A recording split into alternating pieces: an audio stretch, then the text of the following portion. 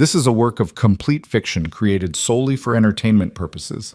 All characters, organizations, events, and locations are entirely fictional and are not based on any real persons or actual events.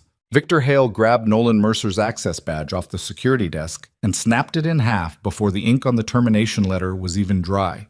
He didn't do it in private. He did it in the middle of the engineering floor in front of 43 people who all suddenly found something very important to look at on their computer screens. "Clean out your locker," Victor said, loud enough that the receptionist 2 rooms over could hear him. "And if I find out you've been talking to anyone about your so-called research, I'll make sure you never work in this industry again." Nolan stood there holding a cardboard box with a child's drawing taped to the side. His daughter had colored it for him that morning, a little blue car with crooked wheels. He didn't say a word. He just picked up the 2 broken halves of his badge from the floor, set them carefully on top of the box, and walked out. That was 3 years ago. Tonight, Victor Hale was standing at the center of the most expensive automotive gala New York had seen in a decade, shaking hands and collecting compliments on engineering work that was never his. And somewhere across the city, without knowing any of this, Nolan Mercer was pulling on a clean shirt and trying to figure out how to explain to his 5-year-old daughter why they had to make one quick stop before going home. If this story moves something in you, if you've ever been overlooked, pushed aside, or had something taken that was rightfully yours, I invite you to stay until the very end. Hit the like button and drop a comment telling me what city you're watching from. I want to see how far this story travels. The Bugatti Chiron sat on a raised platform in the center of Meridian Hall like something out of a fever dream. Midnight blue paint that shifted to violet under the chandeliers. A body so precisely sculpted it looked more like an argument than an automobile. $3 million of engineering excellence. The centerpiece of the entire evening, and it hadn't made a sound in 4 hours. Eleanor Cross stood 15 feet away from it, holding a glass of sparkling water she hadn't touched, watching the latest technician climb out from under the hood with the same expression all the others had worn. That particular combination of frustration and bewilderment that told her everything she needed to know without a single word being spoken. "Tell me something useful," she said. The technician, a man named Garrett, who had spent 22 years working on high-performance vehicles and had letters after his name from 2 different engineering programs, wiped his hands on a cloth that was already beyond saving. "Ms. Cross, I've checked the fuel delivery system, the ignition sequencing, the battery array. I didn't ask what you checked. I asked you to tell me something useful." Garrett looked at the cloth in his hands. "I don't have anything useful right now." Eleanor nodded once, slowly, the way people do when they've already accepted something terrible and are just waiting for everyone else to catch up. "Thank you," she said, which was not a thank you in any meaningful sense of the word. She turned back toward the room. Meridian Hall had been rented for the evening at a cost that made Eleanor's CFO physically uncomfortable. The space ran 300 feet in either direction, with ceilings high enough that the upper portions existed in their own climate. They had flown in the Chiron from Geneva.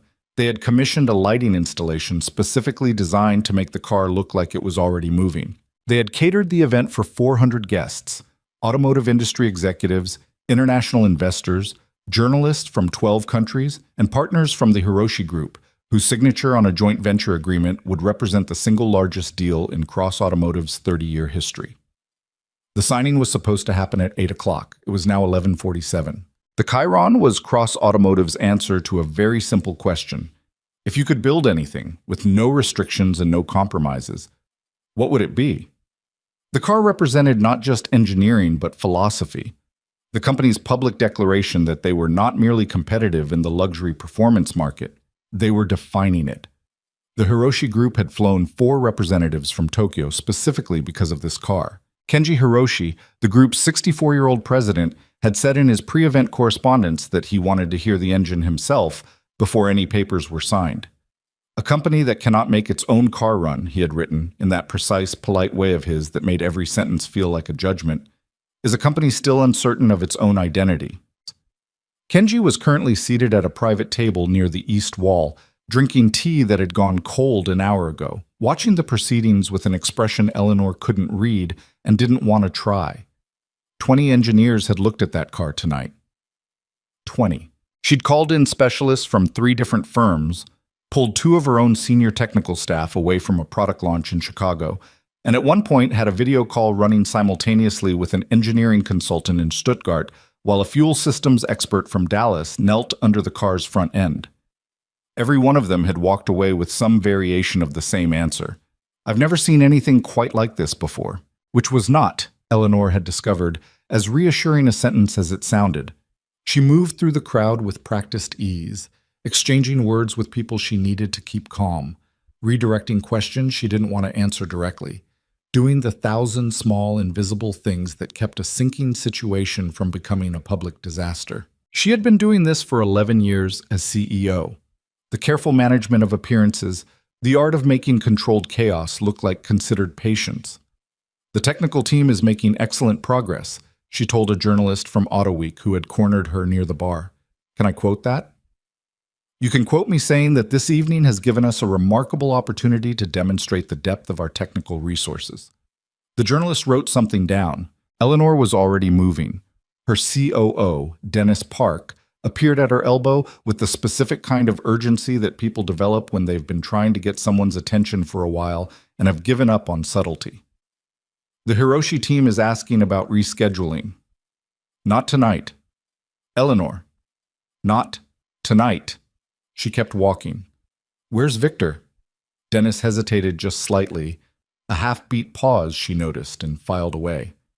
"Last I saw him, he was near the East Corridor." "Find him and tell him I want a real explanation, not a press release version. Tell him I want to know what he actually thinks is wrong with that car." "He's already given his assessment to the technical team." His assessment to the technical team was 4 words: anomalous ignition system behavior. "That's not an assessment, Dennis. That's a synonym for I don't know." Dennis went. Eleanor stopped near a pillar and allowed herself exactly 3 seconds to stand still and think. The Hiroshi deal wasn't just money, though the money was significant enough to alter the company's trajectory for the next decade. It was legitimacy. The Hiroshi Group didn't partner with companies that were almost excellent. They partnered with companies that had proven they could sustain excellence under pressure, over time, without shortcuts. Kenji Hiroshi had turned down deals with companies 3 times Cross Automotive's size because something about them struck him as fragile at the center. Eleanor had spent 2 years convincing him that Cross Automotive was different, and now she was standing in a rented ballroom watching her company's most important engineering achievement sit silent on a platform, while the room around her slowly divided into 2 camps, people who were embarrassed for her and people who were delighted. She recognized both camps. She'd been navigating between them her entire career. Claire Bennett had been working for Cross Automotive for 14 months, which was long enough to know where the coffee was and short enough that she still noticed things that other people had stopped seeing. Her official title was Junior Market Analyst, which meant she spent most of her time compiling data that more senior people used to make presentations. But she had a particular habit that her supervisor found slightly annoying and that she couldn't seem to stop. She wrote things down. Not officially, not in reports, just in a small notebook she kept in her jacket pocket. The kind with a dark green cover that looked like it cost $3, and probably did. When she saw something that didn't fit the pattern of everything else she was seeing, she wrote it down. She had been doing this since college, and it had never once led anywhere professionally useful, but she couldn't shake the feeling that it might. Tonight, she had written down 3 things. The first was the time the Chiron failed to start, 7:51 p.m., which was 9 minutes before the scheduled signing. Close enough to be suspicious if you were the suspicious type, which Claire increasingly was. The second was something she'd noticed during the 3rd round of technical consultations, when a diagnostic specialist from a firm called Vantage Engineering had pulled up the car's onboard system readings on a tablet and spent a long time looking at a specific graph before very quietly closing the application and not mentioning it again. Claire had been standing at an angle where she could see the screen. The graph showed fuel pressure data. There was a pattern in the fluctuations, subtle, rhythmic, like a signature, that didn't match anything she recognized from Cross Automotive's published technical specifications. She couldn't have said exactly why it bothered her. She just knew it did. The third thing she'd written down was a name she'd overheard, spoken quietly between 2 senior engineers who didn't know she was close enough to hear. Mercer's system. She didn't know what that meant yet, but she'd written it down. Dantan Sassim. Victor Hale was 51 years old, with a face that had once been handsome in a sharp-featured way and had since become something harder to describe. Too controlled, too aware of itself, like a face that had learned to perform rather than express. He wore his position the way some men wore expensive watches, not because they needed to tell time, but because they needed other people to know they could afford not to. He was standing near the East Corridor, exactly where Dennis would find him, and tell him Eleanor wanted to speak to him, which he already knew she would want because he had been watching her move through the room for the past hour and could read the exact angle of her shoulders that meant she was approaching the end of her patience. His phone buzzed. He looked at it. A text from the parking coordination team. Contract mechanic checked in at service entrance. N. Mercer. Here for invoice pickup. Should we send him in? Victor's hand tightened on the phone so fast and so hard that the screen briefly flickered. He typed back, "Tell him to wait outside. I'll handle it." He put the phone in his pocket. He straightened his jacket. He walked toward Eleanor. Nolan Mercer had not planned to be at Meridian Hall tonight. He'd planned to be home by 9, which would have given him enough time to heat up the pasta he'd made the day before, run Lily's bath, read her the first 3 chapters of the book about the girl who discovers a secret garden in an old house. Lily had strong opinions about stopping before chapter 4, which involved a character she didn't trust yet and didn't want to dream about, and be in bed himself by 11. Instead, he was standing in a narrow service corridor behind the main hall, holding Lily's hand, waiting for someone to bring him a form. It wasn't complicated. Cross Automotive contracted independent mechanical consultants for specialized work, and 3 weeks ago Nolan had done a pre-event inspection on several of the vehicles being prepared for tonight. Not the Chiron, which had arrived separately under a different logistics arrangement, but 4 other vehicles that were being used for the evening's display. He'd submitted his invoice. There had been some administrative confusion about which department it needed to go through. He'd been told tonight, during the gala, would actually be the fastest way to resolve it because the relevant coordinator would be on site. So here he was. The service corridor smelled like cleaning solution and distant catering. A pipe somewhere above them made a sound like it was reconsidering its life choices. Lily was wearing her yellow rain boots, which she had insisted on despite the fact that it wasn't raining and hadn't rained in 4 days because she had decided that yellow was her color for the week and she wanted to be consistent about it. She was holding a small toy car in her free hand, a little blue thing with a tiny spoiler on the back that she'd gotten in a birthday party favor bag 2 months ago and had not put down since. "Is this where they keep the fancy cars?" she asked. "The fancy cars are in the main room. Can we see them? We're picking up some paperwork and going home. But can we see them after?" Nolan crouched down to her level. She was 5 years old with his exact same eyes and her mother's exact same stubborn set to her chin, and she had a way of asking questions that made them sound like the most reasonable things anyone had ever proposed. "Maybe one quick look," he said. "If we're fast." She considered this with the gravity that 5-year-olds bring to negotiations. "Okay," she said, "but I want to see the blue one." "How do you know there's a blue one?" "There's always a blue one," she said, completely confident, and turned back to examining the pipe on the wall.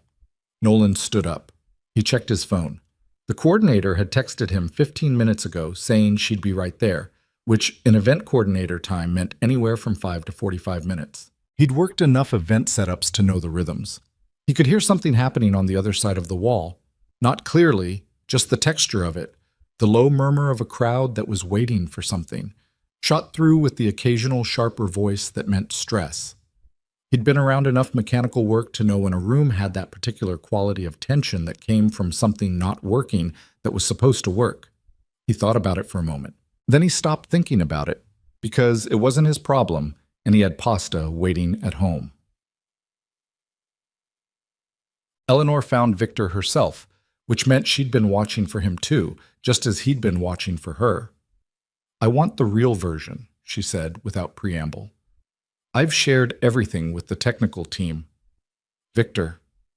Her voice was quiet, which was more alarming than if she'd raised it. "We've known each other for 9 years. I am standing in front of 400 people and a business partner who flew from Tokyo to watch our car start, and our car will not start. The technical team has given me 11 different theories, none of which have led to a solution. I need you to tell me what you actually think is wrong." Victor's expression didn't change, which was its own kind of answer. He had the particular stillness of someone who'd had years of practice keeping things from showing on his face. My genuine assessment is that we're dealing with an anomaly in the fuel sequencing system that our current diagnostic tools aren't fully equipped to. You built this car, Eleanor said. You've told that story at 6 investor presentations in the past 2 years. You stood at that podium in Geneva and walked through every component of this drivetrain from memory. So tell me, as the man who built it, what is wrong with it? Something moved across Victor's face. Fast, barely there, gone before she could name it. I don't know, he said. That's the first honest thing you've said tonight. She walked away from him before he could respond. Ok. The coordinator's name was Becca, and she arrived in the service corridor at 11:52 looking like she'd been running a sprint while pretending very hard that she wasn't. She had a folder of papers under one arm, a radio in her other hand, and the specific expression of someone whose evening had gone comprehensively sideways, and who was managing it through force of will and possibly caffeine. Mr. Mercer, I am so sorry for the wait. It's fine, he said. Because it was. He'd been in tighter spots waiting for longer. I have your invoice right here. I just need you to sign the acknowledgement form on page. She flipped through papers, slightly frantic. Page 4, no, 3. I'm sorry, it's been... I've got it, he said, taking the folder calmly and finding the right page on the first try. Becca exhaled about 3 hours' worth of tension. Then her radio crackled and someone on the other end said something sharp and urgent that Nolan couldn't fully make out. I'm sorry, Becca said, already stepping away, pressing the radio to her ear. I'm so sorry, I have to... And she moved quickly down the corridor toward whatever new emergency had called her. Nolan signed the form. He capped the pen. He looked at the folder in his hand, realized Becca had taken the radio but not the folder, and figured the best thing to do was find his way back toward the entrance and leave it with security. Come on, he said to Lily. She was already at the door at the end of the corridor, pressing her face against the small rectangular window set into it. Dad? She said, her voice going very quiet in the way it did when she saw something that struck her as genuinely beautiful. There is a blue one. He came to stand behind her. Through the window, across a stretch of back-of-house staging area, through another set of partially open double doors, he could see the edge of the main hall, and on the raised platform at the center of it, lit by angled lights that turned its midnight blue body to something almost liquid, sat the Bugatti Chiron. Something happened in the back of his mind. It wasn't dramatic. It wasn't a flash of insight or a sudden revelation. It was more like the feeling of a word sitting just at the edge of memory. You know it's there. You can feel the shape of it, and then suddenly it arrives. He stood very still. Dad? 1 second, he said. He was looking at the car. Not at the whole car. At a specific part of it, the angle at which he could see the rear quarter panel through the double doors, and the tiny detail that he couldn't quite make out, but that his brain was insisting on trying to see, because something about the proportion of it was wrong. Not dramatically wrong, just slightly, subtly wrong in a way that you'd only notice if you'd spent a significant amount of time thinking about a very specific problem. He told himself it was nothing. He told himself it was someone else's problem. He told himself he had pasta at home, and Lily had school in the morning, and he had a form to drop off at the security desk. He picked up Lily, settled her on his hip, and went to find the security desk. He had almost made it. The security desk was near the main service entrance, and to get there from the corridor, you had to pass through a staging area that ran along the back of the main hall. The staging area had its own partial view of the ballroom through a series of high windows, and as Nolan walked through it, he passed close enough to the hall that he could see more of the car. He stopped. He couldn't help it. He just stopped. Lily felt him stop and looked up at his face. She'd spent 5 years learning to read him, and she was better at it than most adults who'd known him for decades. She didn't say anything. She just waited. He was looking at the Chiron. He could see now what he hadn't been able to see through the corridor window. The full rear section, the geometry of the exhaust system in relation to the fuel intake housing, and a specific configuration detail that he recognized with the kind of clarity that comes not from looking, but from having thought about something for so long that you can see it with your eyes closed. He set Lily down. Stay right here, he said. Right here, don't move. Okay, she said. She could tell from his voice that this was a different kind of serious. He pressed through the staging area door and found himself on the edge of the main hall, close enough that the light and sound of 400 people hit him all at once. He wasn't dressed for it. A clean button-down, dark jeans, work boots he'd polished out of habit, but that still looked like work boots. He stood at the margin of the room, looking at the car. 20 feet away, a woman in an impeccably tailored dark suit was standing with her back to him, speaking quietly with a man who had the posture of someone bracing for impact. Nolan had no idea who she was. He had a very good idea what was wrong with the car. He told himself one more time to leave. He was still telling himself this when a security officer appeared at his elbow.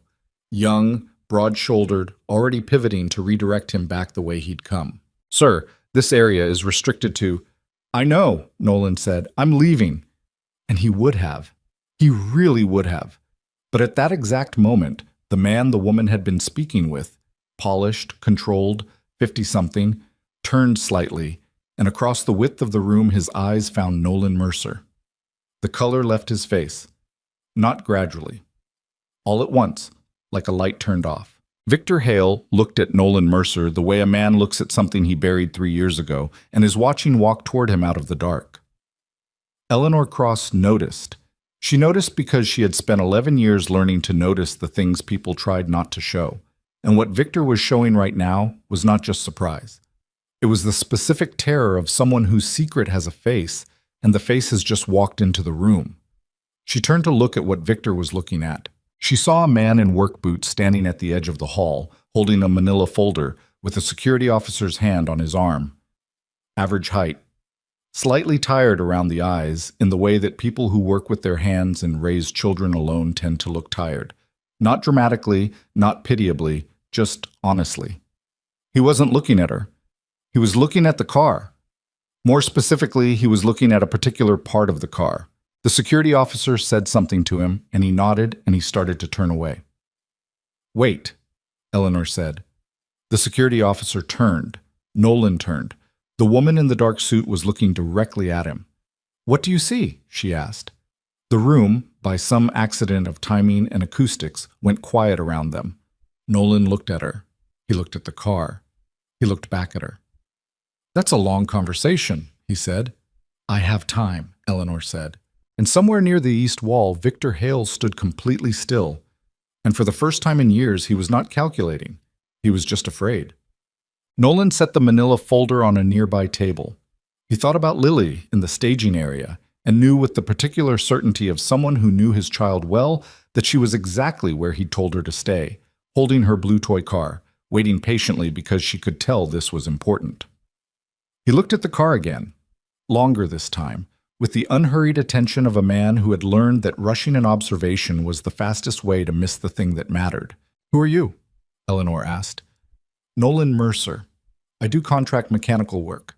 He paused. "I wasn't supposed to be here tonight. I came to pick up paperwork." "What do you do with cars?" "I fix them, mostly. Sometimes I figure out why they won't start." He said it without irony, without any particular weight, just a statement of what he did. Across the room, Victor had not moved. He had the look of someone calculating distances. How far to the exit, how quickly he could get there, how much damage was already done. But something kept him in place. Maybe it was the audience. Maybe it was the years of practice, standing perfectly still and letting the moment pass. "The car has been assessed by 20 engineers tonight," Eleanor said. "I know," Nolan said. "I can tell." "How?" "Because if any of them had found what I think I'm seeing, it would have been fixed by now." He glanced at her. "But I could be wrong. I'm looking at it from here, in the dark, without any of my tools." "What do you think you're seeing?" He was quiet for a moment. "The fuel delivery system on this car has a configuration that I recognize," he said. "It's not standard. It's a custom design that solves a specific pressure variance problem in high-performance injection systems. The kind of variance that shows up at low operational threshold, which is why it doesn't manifest during normal testing.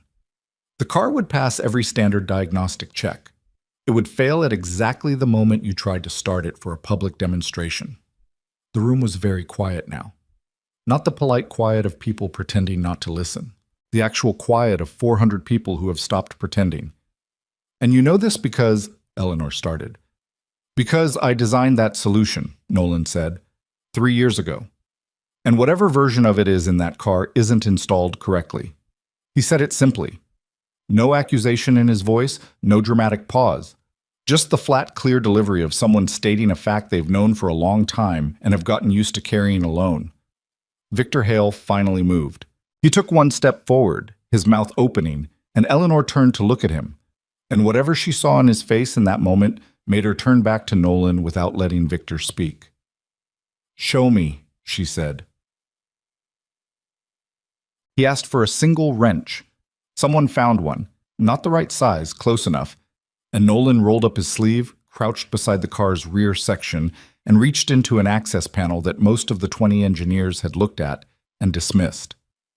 He knew it was there because he had spent 8 months, 3 years ago, designing the system that lived behind it.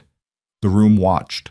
Nobody spoke. Lily appeared at the edge of the hall, having apparently decided that whatever was happening was more important than staying in the staging area. She found a spot near a pillar where she could see, and she stood there holding her little blue toy car against her chest, watching her father work. Nolan didn't perform. That was the thing that several people would remember later when they talked about this night. There was no showmanship, no narration, no "look what I'm doing here" moment. He just worked. His hands moved with the unhurried precision of someone for whom this wasn't dramatic. It was just mechanical, just true. He found the component he was looking for, made one adjustment, then a second. Small things, precise things. He stood up. He looked at Eleanor. "Try it," he said. She walked to the driver's side of the Chiron. She pressed the start button. The engine caught immediately. Not tentatively, not in stages, but all at once. A sound that filled Meridian Hall from floor to ceiling, a low operatic thunder that vibrated in the chest and stilled every remaining conversation in the room. 400 people exhaled. And in the space that followed, in the ringing, relieved aftermath of that sound, Claire Bennett opened the green notebook she always kept in her jacket pocket and wrote down 2 words. Mercer's system. She already knew, from the fragment she'd overheard, and the fuel pressure graph she'd seen on the Vantage engineer's tablet, and the 3-year-old patent database she'd been quietly searching on her phone for the past 40 minutes, that those 2 words meant something a great deal larger than tonight. She just didn't know yet how large. Victor Hale was looking at the floor.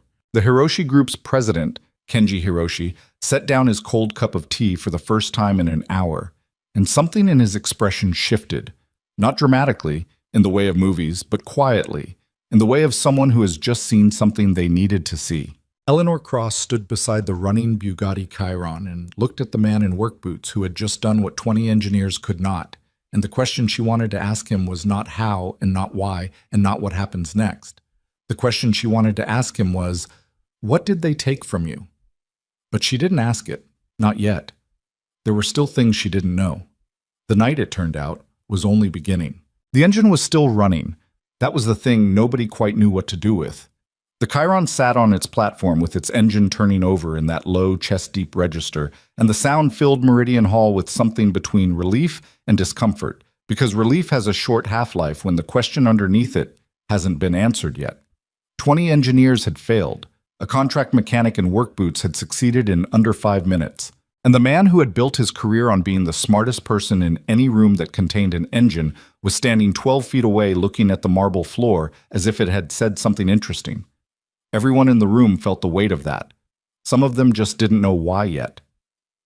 Eleanor Cross stood beside the car and let the moment exist without rushing it, which was one of her genuine skills.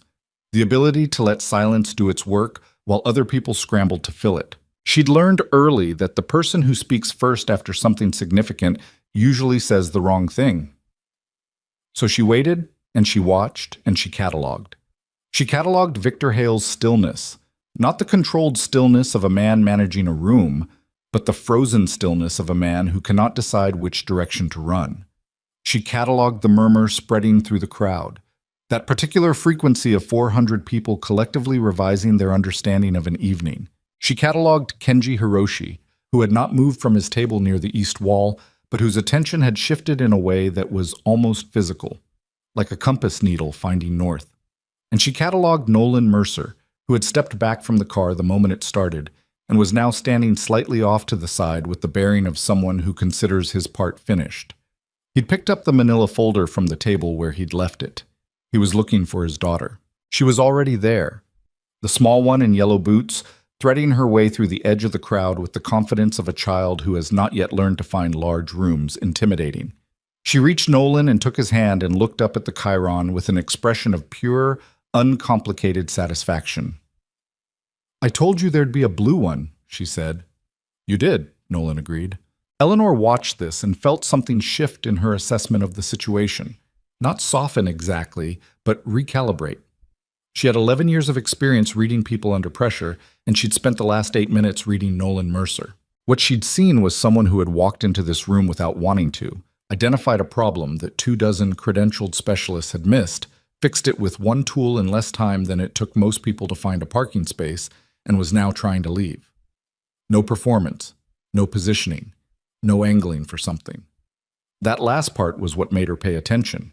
In her experience, people who showed up and solved a dramatic problem at a corporate event always wanted something. Sometimes it was money, sometimes it was visibility. Sometimes they wanted to be asked to stay, or to be thanked publicly, or to be given a card by the right person. Wanting things wasn't a character flaw. Eleanor wanted things constantly, aggressively, and with considerable strategic planning. But Nolan Mercer looked like a man trying to find the service entrance.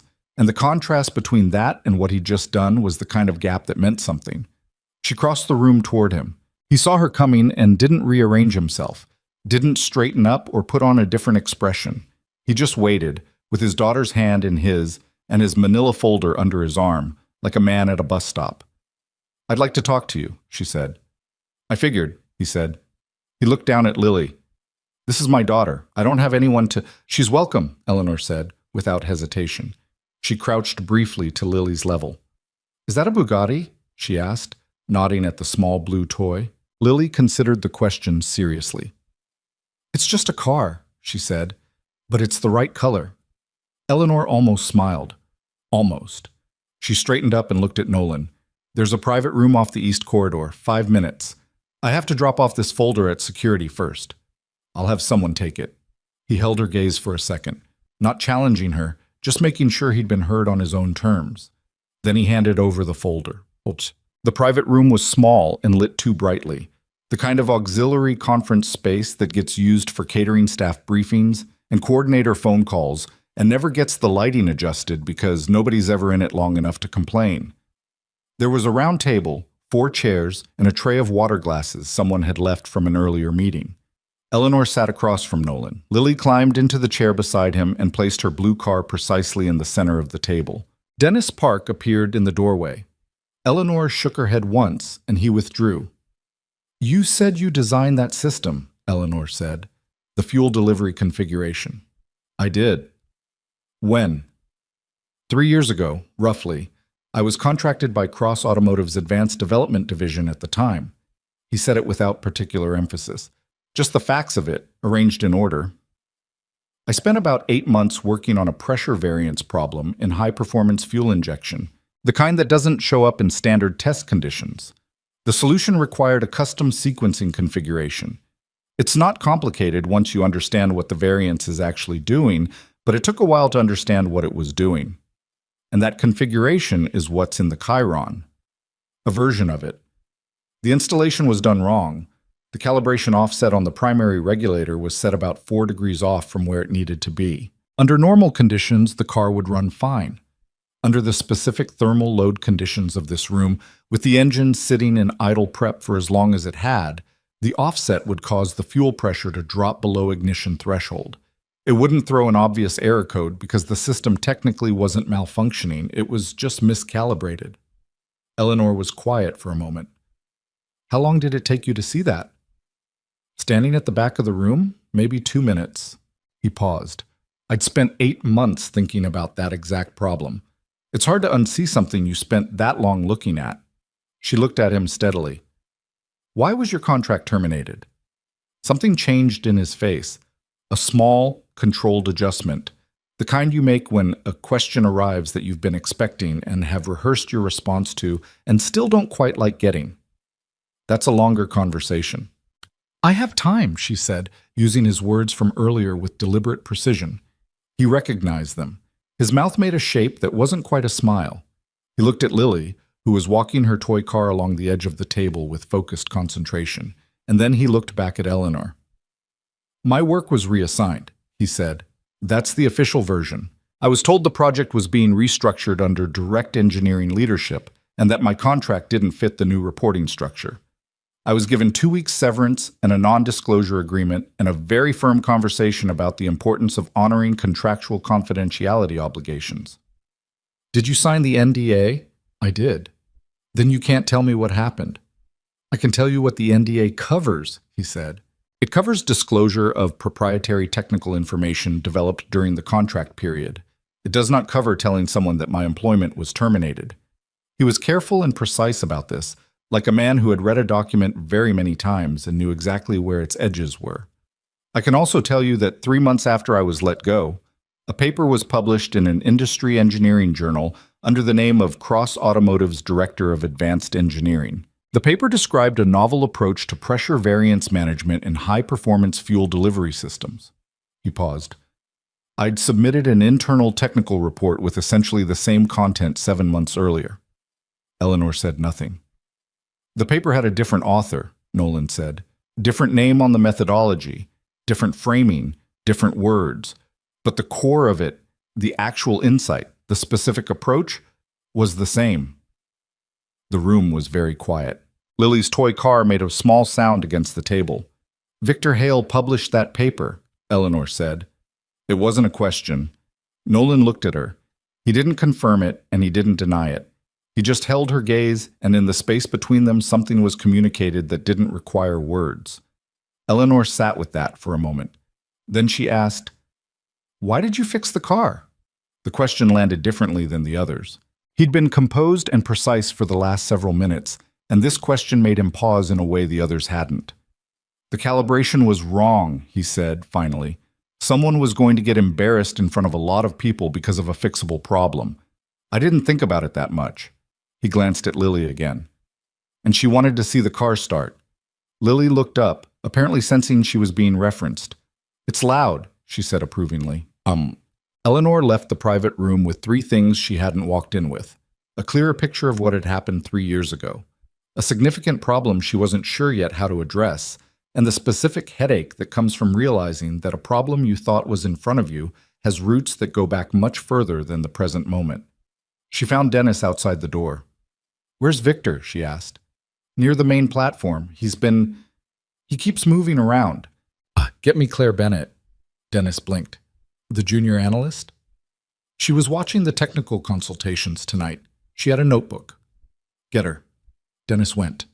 Eleanor moved back toward the main hall, taking the long route through the east corridor so she could think for 30 seconds without anyone in her peripheral vision. The sound of the Chiron's engine had been cut. Someone had correctly determined that having it run indefinitely was unnecessary and possibly alarming.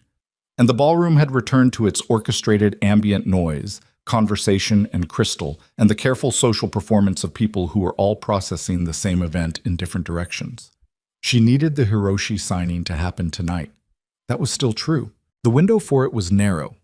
Kenji Hiroshi was a man of scheduled intentions, and she knew from 2 years of working toward this deal that his patience was genuine but not unlimited.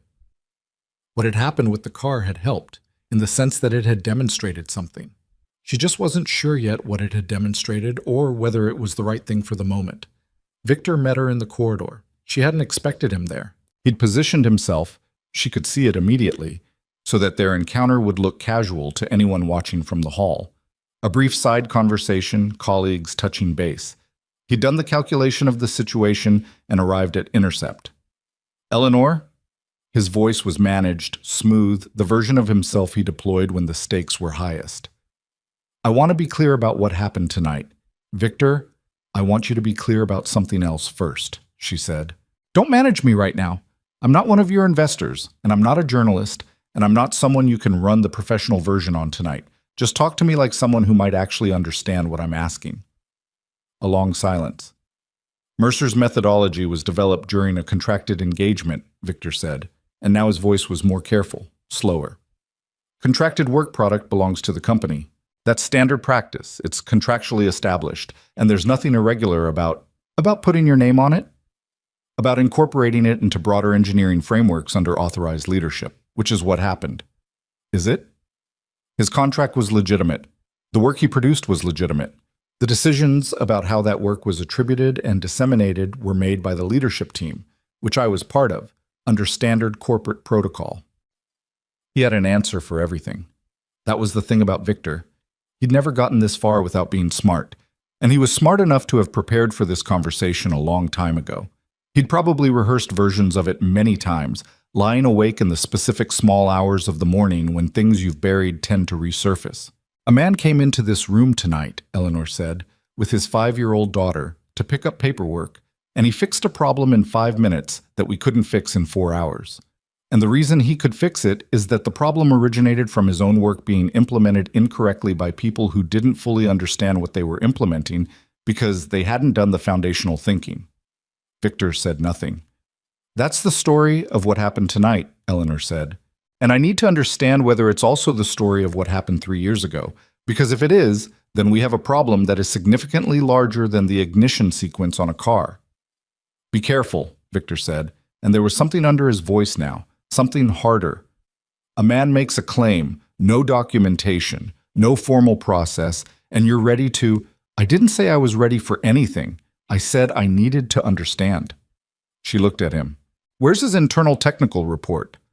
I don't know what the report he submitted, 7 months before you published. Internal documentation of his methodology. Where is it?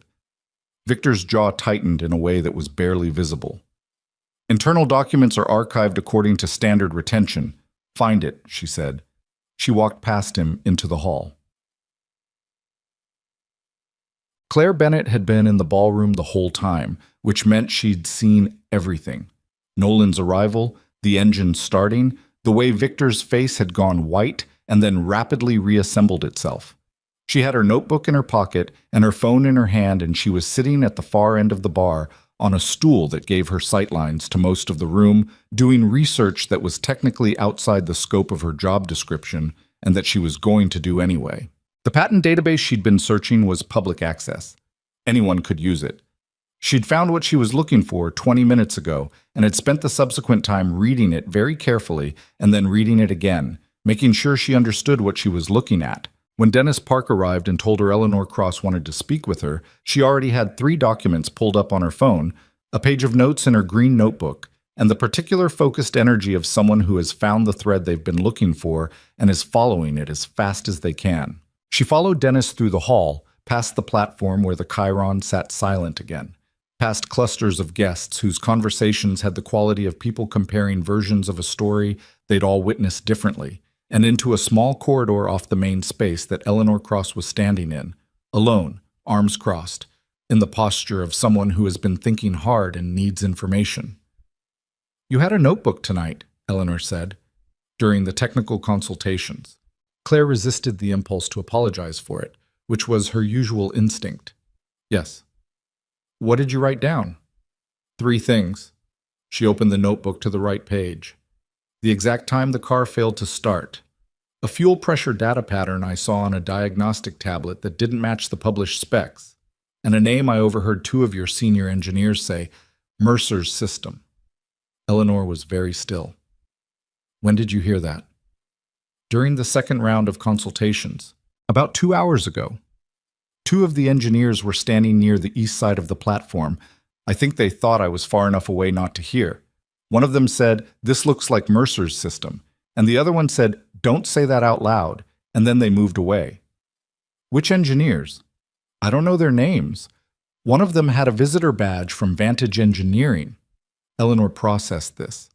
What else did you find? On my own, or whatever you found. Claire took a breath and opened her phone. There's a patent application filed by a Nolan R. Mercer, dated 38 months ago. The application describes a pressure variance management system for high-performance fuel delivery, specific to high-load performance engines. The application was filed but never approved because approximately 6 months after it was filed, a prior art challenge was submitted by Cross Automotive's legal department. She paused. The challenge argued that the methodology described in Mercer's patent was substantially similar to proprietary development work already underway within Cross Automotive's engineering division. Eleanor said nothing, but something in her expression moved. The patent was denied on those grounds, Claire continued. 8 months later, Victor Hale published a paper in the Precision Engineering Journal describing the same methodology. The paper was cited in 2 subsequent cross-automotive patent applications, both of which were approved. She put her phone down. "I'm a junior analyst," she said. "This is none of my business, and I found all of it in publicly accessible records in about 40 minutes, which means anybody who wanted to find it could." She hesitated.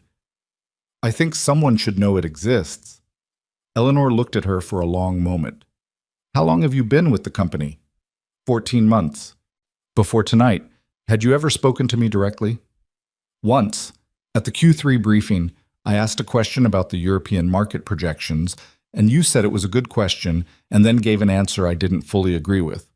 "What did you disagree with?" "The assumption that premium market softening in Europe would bottom out by Q2. I thought it would run longer based on consumer sentiment data. But I was a junior analyst at my 3rd corporate event, and it didn't feel like the right moment." "Were you right?" Claire hesitated. "It ran until Q3. Eleanor absorbed this, and then she did something unexpected. She laughed. Not a polished laugh, not a performative one. A short, genuine sound that surprised both of them. "All right," she said. "I want you to document everything you just told me. Not in your personal notebook, in a formal memo, time-stamped, sent to my direct email address. Tonight." "I can do that." "Don't send copies anywhere else. Don't discuss it with anyone else yet." "Understood." "And Claire," Eleanor said as Claire was turning to go, "the question you didn't ask at the Q3 briefing?" "Yes?" "Ask it next time." Victor Hale spent the next 40 minutes doing something he hadn't done in years. He made a mistake. Not a dramatic one. Not something visible to the room. But he reached for his phone in the east corridor, scrolled to a number he'd used before for quiet situations that needed quiet management, and sent a text that said, "Need to clean up the Mercer file. Tonight, if possible." The problem was that the Mercer file in the digital record system Cross Automotive had migrated to 18 months ago was no longer stored in the physical archive location that Victor still thought of when he heard the word file. It was a tagged set of documents in a cloud-based record system that had, as part of its standard architecture, an access log. Victor didn't know that the access log existed.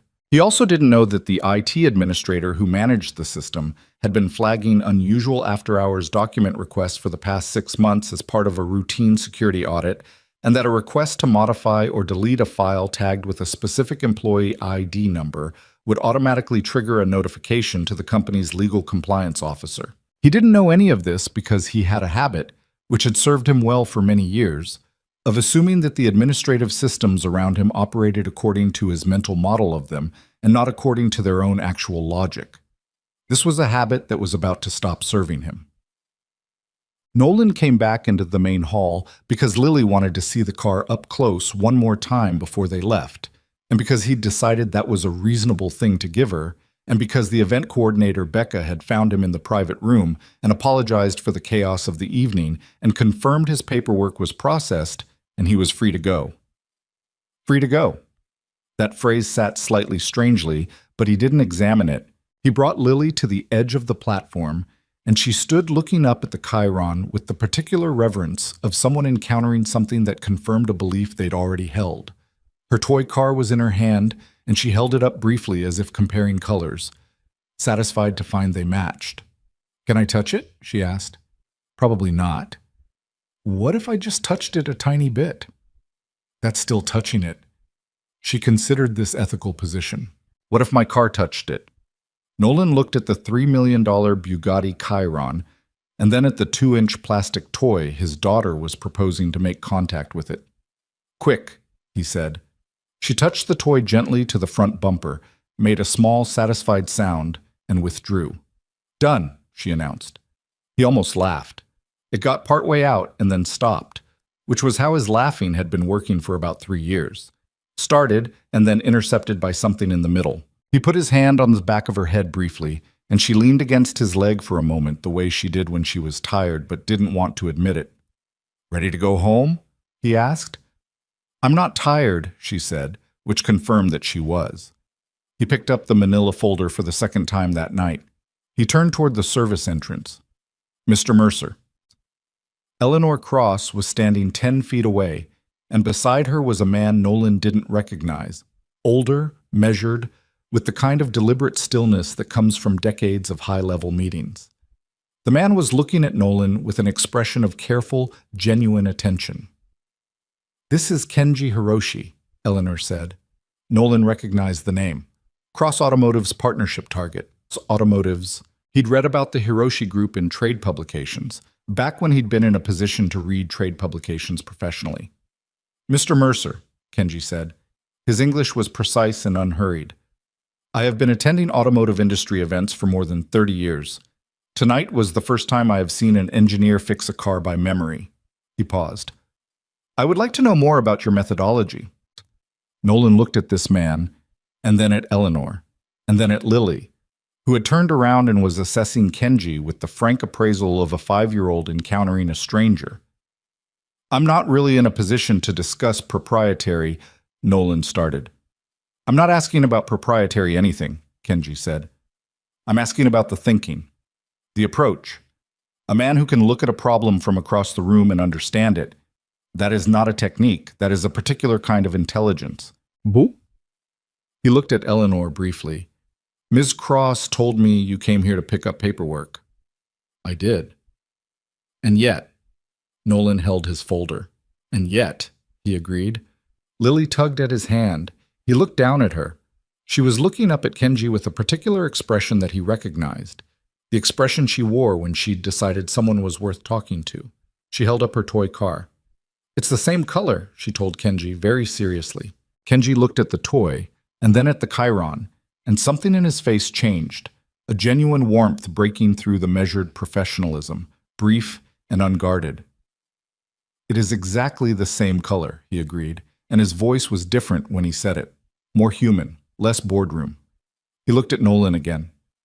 "There are things that happened tonight that I do not fully understand yet," Kenji said. "I suspect you understand some of them better than anyone else in this room. I would like to talk to you properly. Not tonight. Your daughter is tired. But soon." He produced a card and held it out. "With Ms. Cross's knowledge and agreement." Nolan took the card. He looked at Eleanor. "I'd like that too," she said, "under circumstances where we can all be honest about what we're discussing." There was weight to that last sentence. Nolan felt it and understood it and chose not to pick it apart right now, in the middle of the ballroom, with Lily leaning against his leg and the engine of the car that was built from his work sitting silent on a platform nearby. "Okay," he said. "Just that. Okay." He put the card in his pocket. He took Lily's hand. He walked toward the service entrance, and this time he made it all the way out.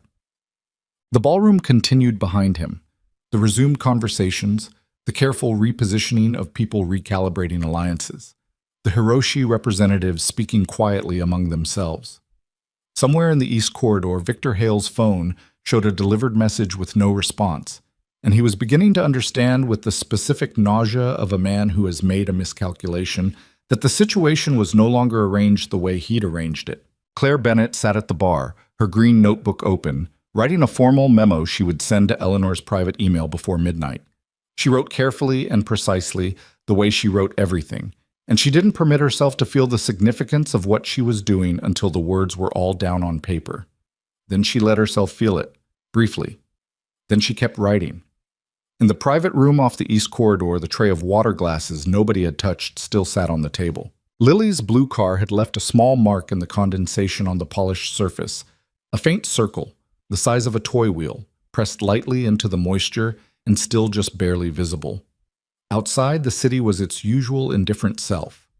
Nolan walked with Lily toward the parking structure 3 blocks east, her hand in his, her yellow boots making small sounds against the sidewalk.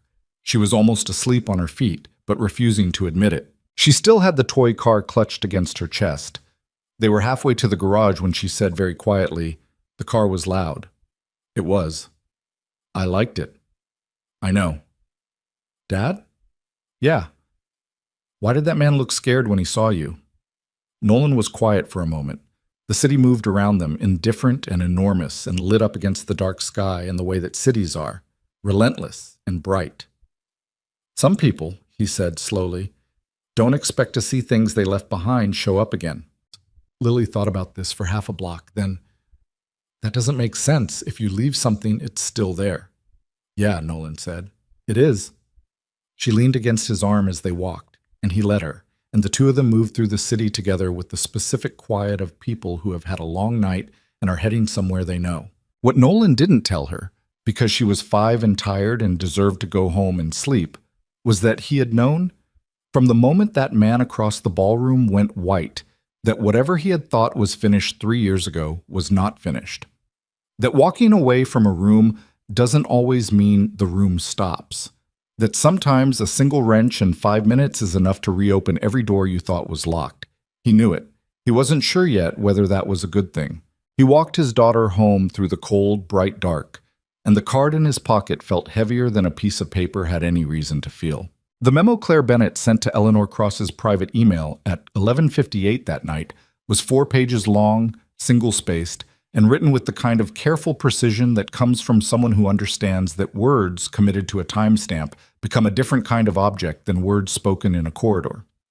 She attached 3 documents: a screenshot of the patent database entry for Nolan R., Mercer's denied application, a PDF of Victor Hale's published paper in the Precision Engineering Journal, and a side-by-side comparison she had assembled herself in the 40 minutes between Eleanor's instruction and midnight, marking the methodological parallels between the 2 documents in yellow. She sent it. She closed her laptop. She sat in her apartment for about 10 minutes doing nothing in particular, which was unusual for her.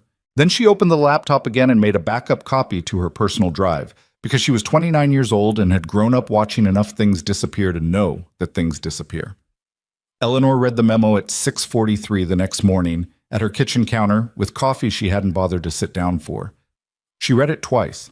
Then she called her general counsel, a woman named Patricia Osei, who answered on the second ring despite the hour and said, "I was wondering when you'd call," in a tone that suggested she'd already been thinking about this. "You've seen it?" Eleanor asked.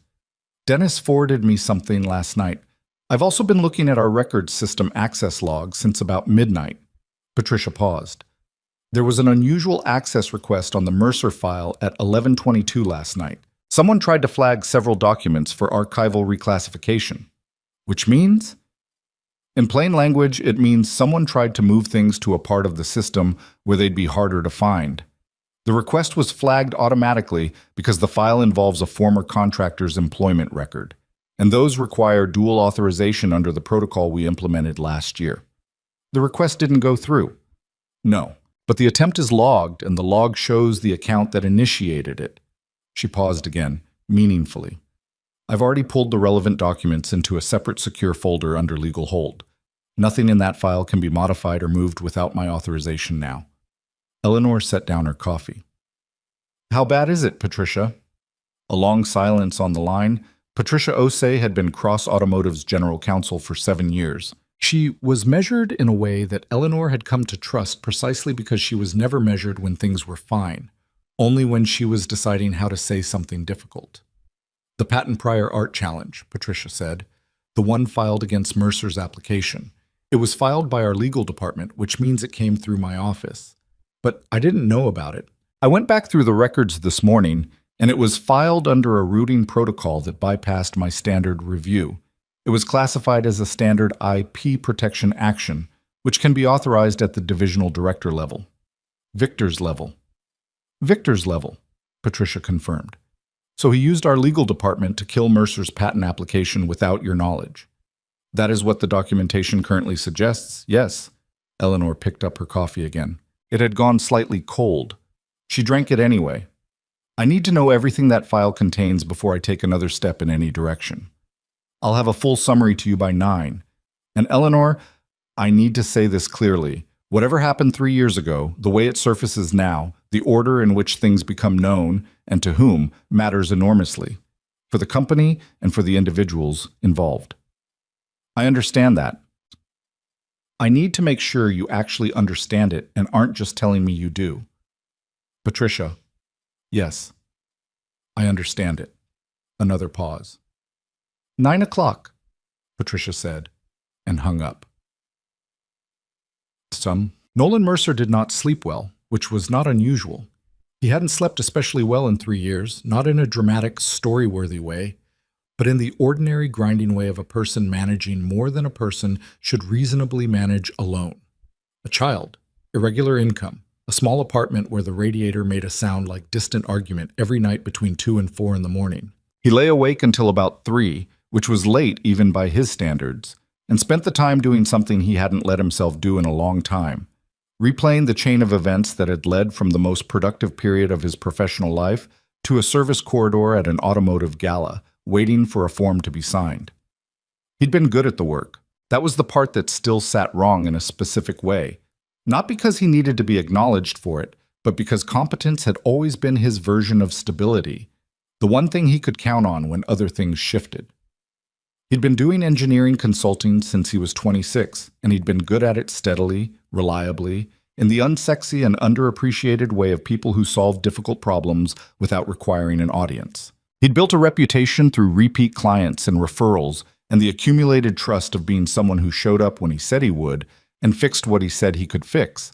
And then he'd spent 8 months on the fuel variance problem, which had been the most interesting work he'd done in years, the kind of problem that kept following him home and waking him up with a new angle to try.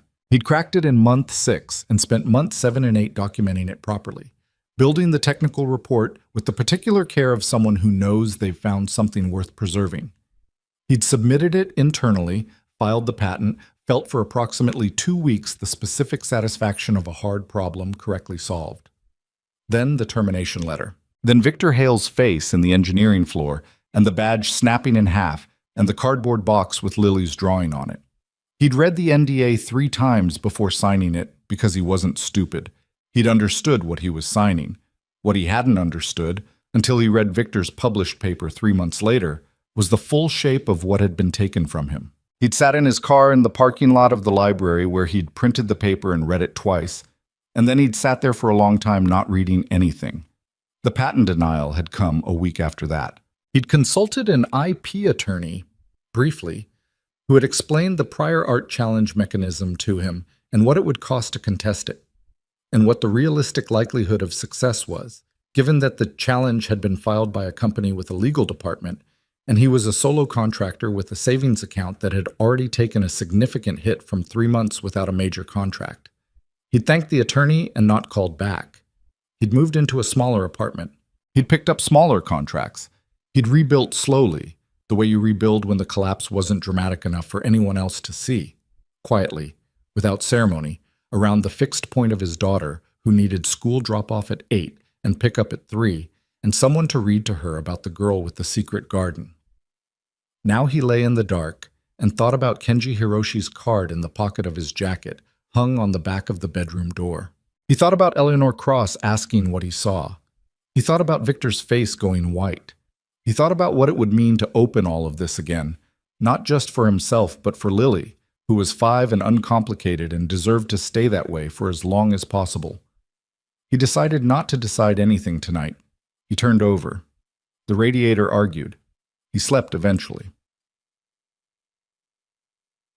Cross Automotive's downtown office occupied the top 4 floors of a building on West 47th Street, and at 8:53 that morning, Eleanor Cross walked into the executive conference room on the 38th floor and found Patricia Osei already there with 2 other people she hadn't been expecting, a woman from the external audit firm that Cross Automotive used for compliance reviews, and a quiet, gray-haired man named Howard Birch, who was the company's outside litigation counsel, and whose presence at any meeting was always a signal about the seriousness of the thing being discussed. "You called Howard," Eleanor said. "I called Howard," Patricia agreed. "That fast." "Some things you don't wait on." Eleanor sat down. She looked at the documents arrayed on the table. Physical copies, she noted, not tablets or laptops, which was Patricia's method when she wanted things to exist unambiguously in the room and not be minimized or scrolled past. She read for 20 minutes. No one spoke. The documents told a story that was both cleaner and worse than she'd feared. The prior art challenge was only part of it. There were internal records, emails mostly, between Victor and two members of the legal department, showing a coordinated effort to reclassify Nolan's technical report in the internal system, changing its metadata from contractor-submitted IP documentation to internal research memo, which under Cross Automotive's records policy meant the authorship attribution standards that applied to contractor work no longer applied. The reclassification had happened 6 weeks before the patent challenge was filed. He set it up, Eleanor said. Not a question. He prepared the ground, Patricia said. First the reclassification, which changed the document's legal category. Then the patent challenge, which used the reclassified documents as precedent for the prior art claim.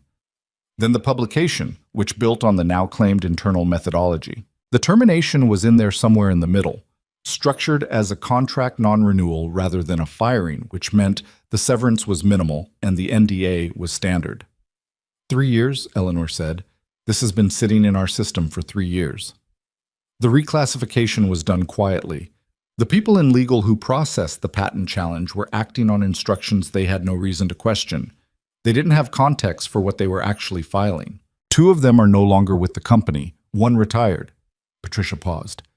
And Mercer signed the NDA, which meant there was no external pressure to look at any of this. Until last night, Howard said, speaking for the first time. He had a careful voice, unhurried. Until he walked into a room and fixed the car. Eleanor looked at the documents again. What's our exposure? Howard and Patricia exchanged a look that had the texture of a conversation they'd already had. Significant, Howard said. The patent challenge, if it can be demonstrated to have been filed in bad faith using fraudulently reclassified documents, opens substantial liability. The publication is a separate question.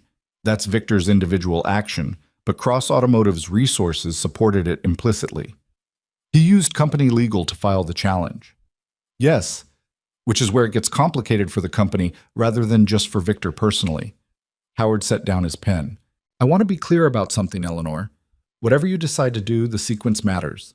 If you approach Mercer through standard legal channels, with lawyers, the NDA framework becomes adversarial. If you approach him first as a person, transparently, acknowledging what the company did before he has to force you to acknowledge it.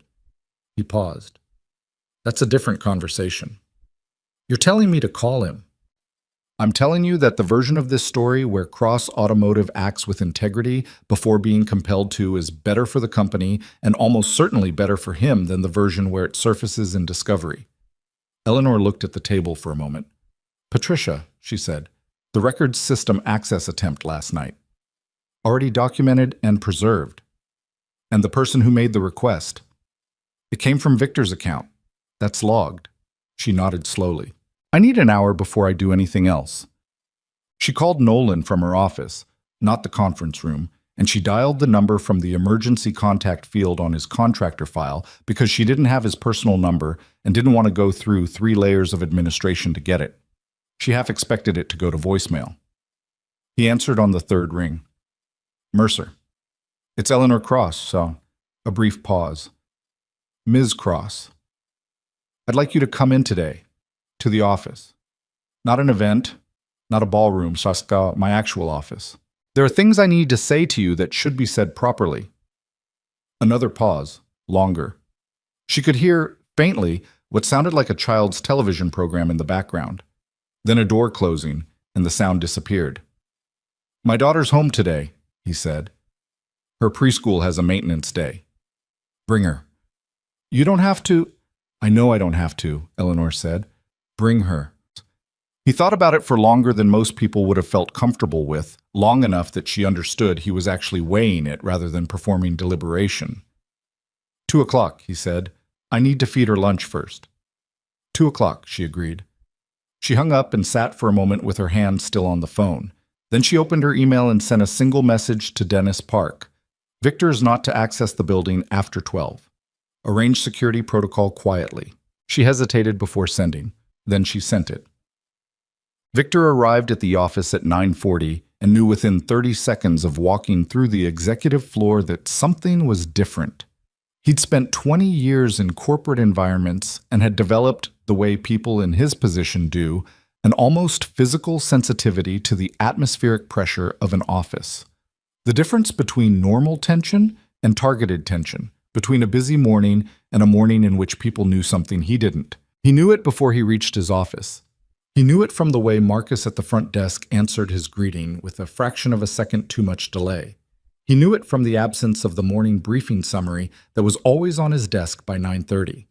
He knew it from the fact that Patricia Osei's office door, which was always open during working hours, was closed. He sat at his desk and opened his computer and went to the records system, navigating to the folder he'd tried to reach the night before. Access denied. He stared at this for a moment. Then he closed the screen and looked out his window at the city, 38 floors below, people moving on the sidewalks in the ordinary rhythm of a Thursday morning, entirely unconcerned with the particular quality of this moment. He picked up his phone. He called his personal attorney. "I may need you," he said when she answered. "For what?"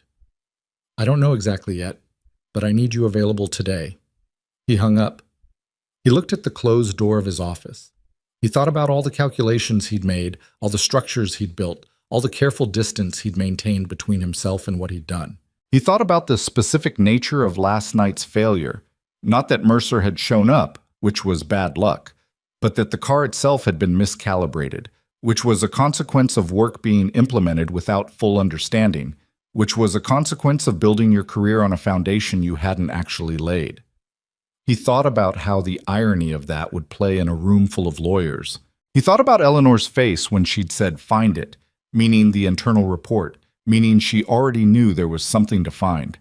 He thought about the 11 years he'd spent building something that he was now understanding might be built on a single point of failure. He stayed at his desk. He had nowhere else to go.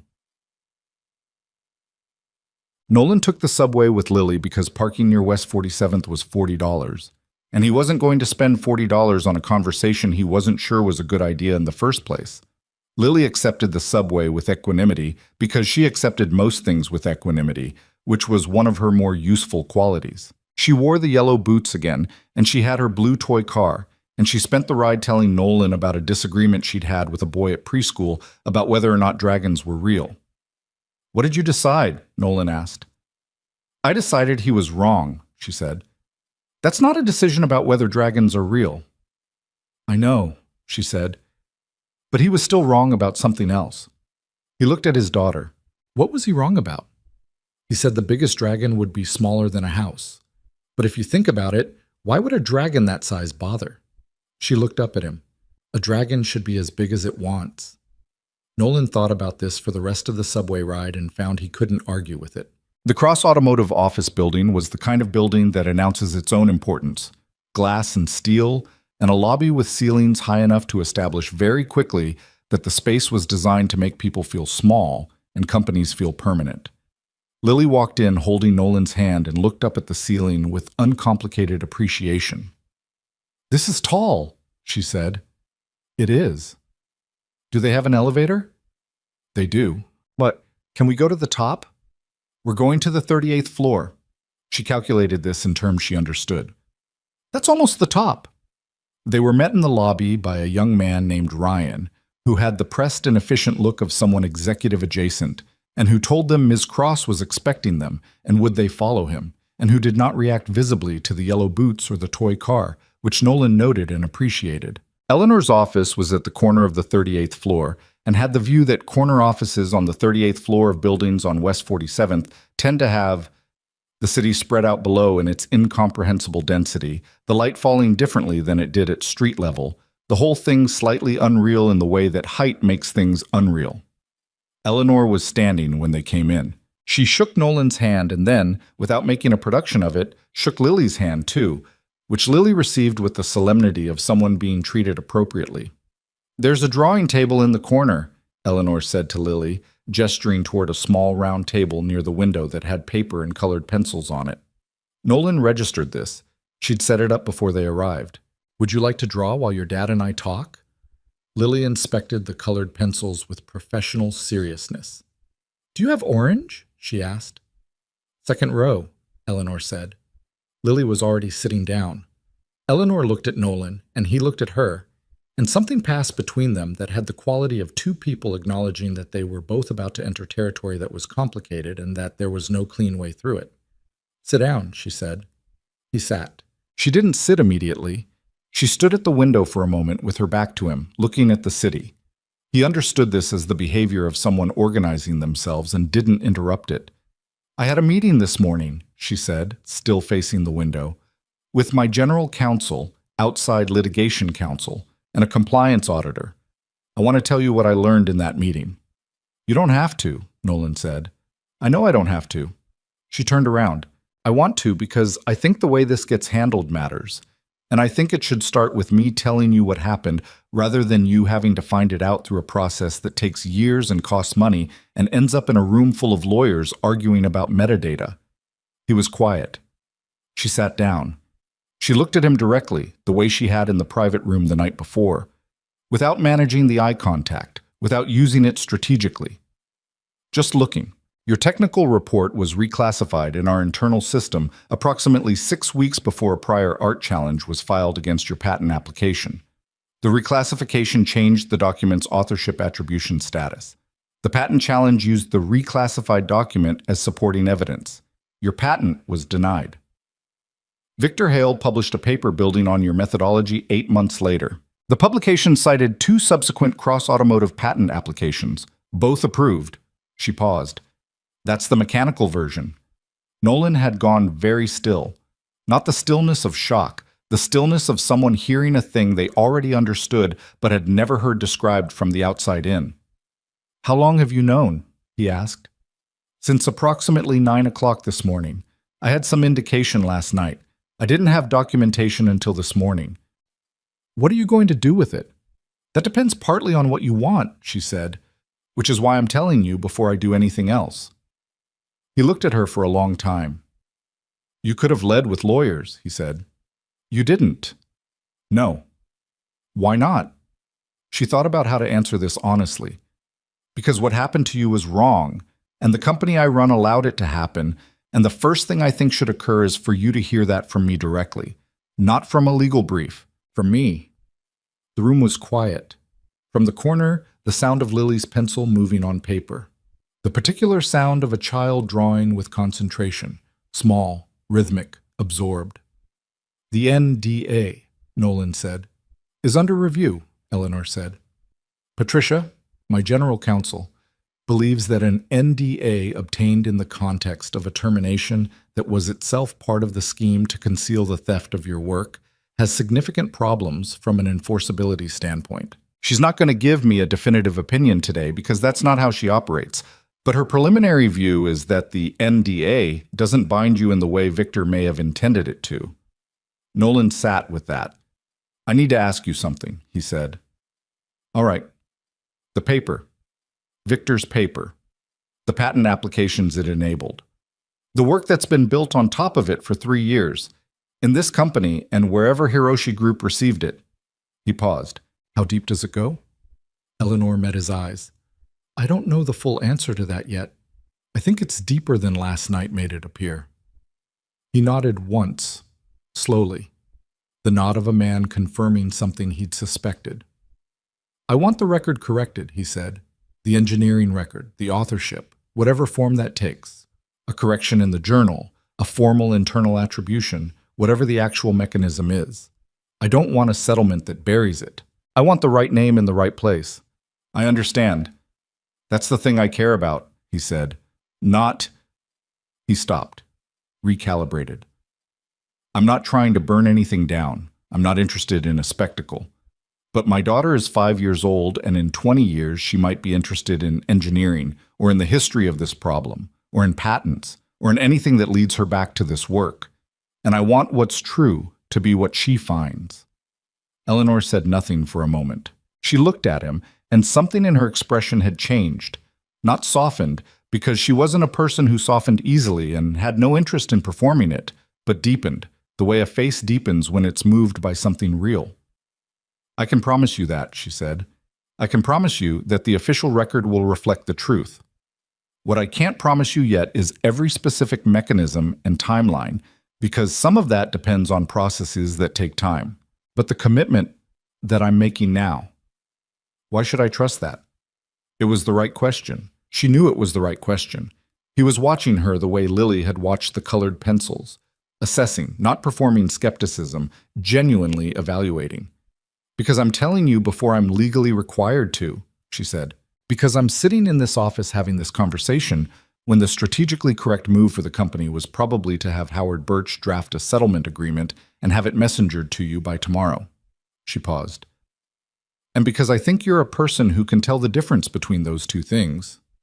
He held her gaze. I can, he said. They were still talking, carefully, in the measured way of two people building an agreement word by word in real time. When Claire Bennett appeared in the doorway, slightly breathless in the manner of someone who'd been moving fast and was trying not to show it. I'm sorry to interrupt, she said. Eleanor looked at her. What is it? Claire stepped in and closed the door behind her. She looked at Nolan briefly, then back at Eleanor, and the thing in her face said that what she had wasn't incidental. I got a call this morning from someone at the Precision Engineering Journal, she said. The journal where Victor's paper was published, a fact-checker. She said they'd received an inquiry, anonymous, but sent to 3 separate editors, flagging potential issues with the attribution of a 2022 paper. She paused. They've opened a review. The room was very quiet. Who filed the inquiry? Eleanor asked. She didn't know, or she wouldn't say. Claire reached into her jacket and produced the green notebook. But I went back through something I found last night. One of the citations in Victor's paper references an unpublished technical memo, formatted the way our internal documents are formatted. Memo number, department code, date. She found the page. The memo number corresponds to a document in our record system that I can't access because it's under legal hold, but the date on the citation is 3 weeks before Victor's name appears anywhere in the relevant project files. Nolan was looking at her. You found that last night? I found the citation last night. I found the date discrepancy this morning. She looked at him directly. The memo he cited was written by someone. If it was written 3 weeks before he joined the project, it wasn't his memo, Nolan said. Claire looked at him. Can you describe what your original memo looked like? The internal report you submitted? He described it. Department code, formatting, approximate date, the specific structure of the technical summary section. As he spoke, Claire's pencil moved in her notebook, and with each detail her expression confirmed something, and the confirmation accumulated in the room like water rising. That's the document, she said when he finished. Nobody said anything for a moment. From the corner, Lily looked up from her drawing. She had produced in the past 40 minutes a detailed illustration of a dragon standing beside a car, both of them rendered in confident, slightly disproportionate crayon lines. The dragon was significantly larger than the car. She held it up. I'm done, she announced. The 3 adults looked at the drawing. In another moment, under different circumstances, the interruption might have broken something. Instead, it did the opposite. It punctured the pressure of the last few minutes in a way that let everyone breathe. What is that? Claire asked. A dragon and a car, Lily said. The dragon is the right size. Nolan looked at the drawing for a moment, and then he looked at Eleanor, and for the first time in the conversation, something crossed his face that was not careful or measured or braced. It was closer to relief. Not the resolved kind, the kind that comes when you realize the thing you've been carrying alone is finally being held by more hands than yours. Okay, he said quietly. To Eleanor, to the room, not agreement to everything, not resolution. Just the acknowledgement that this was real, that it was moving, that he was no longer the only person who knew what had been taken from him. Eleanor looked at the drawing again, then at Claire. The journal review, she said. I want to know every detail of that process as it develops. I'll stay on it, Claire said. And the memo citation? I want Patricia to pull that document from the legal hold archive and have it independently authenticated. Date stamps, metadata, everything. I'll tell her. Claire left. Eleanor looked at Nolan. He looked back at her. This is going to take time, she said. I know.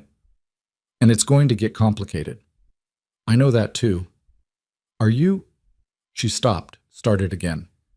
Do you have people around you?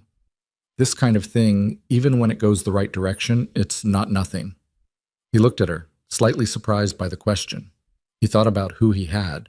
He thought about the honest answer, which was smaller than he'd like it to be. A sister in Philadelphia he talked to on Sundays. Two friends from a previous life who were still his friends in the reduced, long-distance way that friendships become when circumstances change. Lily, who was 5 and was his, and was not the same as having people in the way Eleanor meant. Enough, he said. She accepted this without pushing it, because she was smart enough to know when someone had given an honest answer to a hard question and didn't need it examined further. 2 o'clock, she said. You were on time. I try to be. She stood. He stood. Lily climbed down from her chair with her drawing under her arm and immediately went to stand beside Nolan. Can I keep this? Lily asked Eleanor, holding up the drawing, then apparently reconsidering. Or do you want it? It's a dragon. Eleanor looked at the drawing. She looked at the dragon, which was large and confident and correctly sized according to Lily's own logic, standing beside the car with what could generously be interpreted as companionship. I'd like it, Eleanor said, if you're offering. Lily considered this. You can have it, she said, but the dragon is bigger than a house. You should know that. I gathered, Eleanor said. She took the drawing carefully in both hands. She walked them to the elevator herself, which was not a thing Eleanor Cross typically did with people leaving her office, and which Ryan, watching from the executive assistant station, noted with the specific attention of someone who has spent years cataloging the significance of small departures from routine. The elevator arrived. Nolan and Lily got in. Eleanor held the drawing at her side. I'll be in touch within 48 hours, she said, formally through counsel, but I wanted you to hear the rest from me first. I know, he said. The doors closed. She stood in front of the elevator bank for a moment, holding a child's drawing of a dragon and a car, and allowed herself 30 seconds to feel the weight of the morning in full. The meeting, the documents, the conversation, all of it. The weight of 3 years of a wrong sitting inside the systems of something she'd built. Then she turned and went back to her office. There was a great deal still to do. Victor Hale was called into a meeting at 3:45 that afternoon. He was asked to bring his personal counsel, which he did. The meeting was in one of the smaller conference rooms on the 37th floor, not the executive floor, and it was attended by Patricia Osei, Howard Birch, and a compliance officer named Janet Fells, who had a file folder and very little to say. He walked in and he sat down and he looked at the people across the table from him. And he understood in that moment, with the particular clarity that comes when the thing you've been managing finally stops being manageable, that the room he'd dominated for 11 years was no longer his to dominate. He said the only true thing he'd said in a long time. I'd like to speak to my attorney privately. Of course, Patricia said. She stood, and Howard stood, and Janet with her file folder stood, and they left the room and closed the door.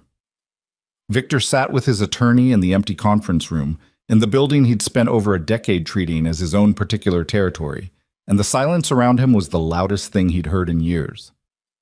Outside, the city continued its Thursday. 37 floors below, on the street, people moved in both directions with the ordinary purposeful momentum of people who had places to be, things to do, problems that were entirely their own. And somewhere in the subway system below that, heading back uptown, Nolan Mercer sat across from his daughter in a nearly empty car, watching her walk her blue toy car along the bench between them, and tried to decide what he felt. Not happy, not triumphant, not even relieved exactly. Relief implied that the pressure was gone, and the pressure wasn't gone, just redistributed, changed in form. What he felt, if he was honest, was tired and cautious, and something else underneath those, something smaller and harder to name, something that had to do with the conversation in Eleanor's office, and the drawing Lily had given away, and the elevator doors closing, something that felt very distantly like the first sign of a season changing. He wasn't ready to call it anything yet. He put his hand on top of Lily's hand, stilling the toy car for a moment, and she looked up at him. Hungry? He asked. Very, she said. Pasta at home? She thought about it. Can we get the noodles with the sauce that goes on top? I think we can manage that, he said. The subway moved through the dark underground, and for a little while that was enough. The 48 hours Eleanor had promised turned into 72, which Nolan had expected. He didn't hold it against her.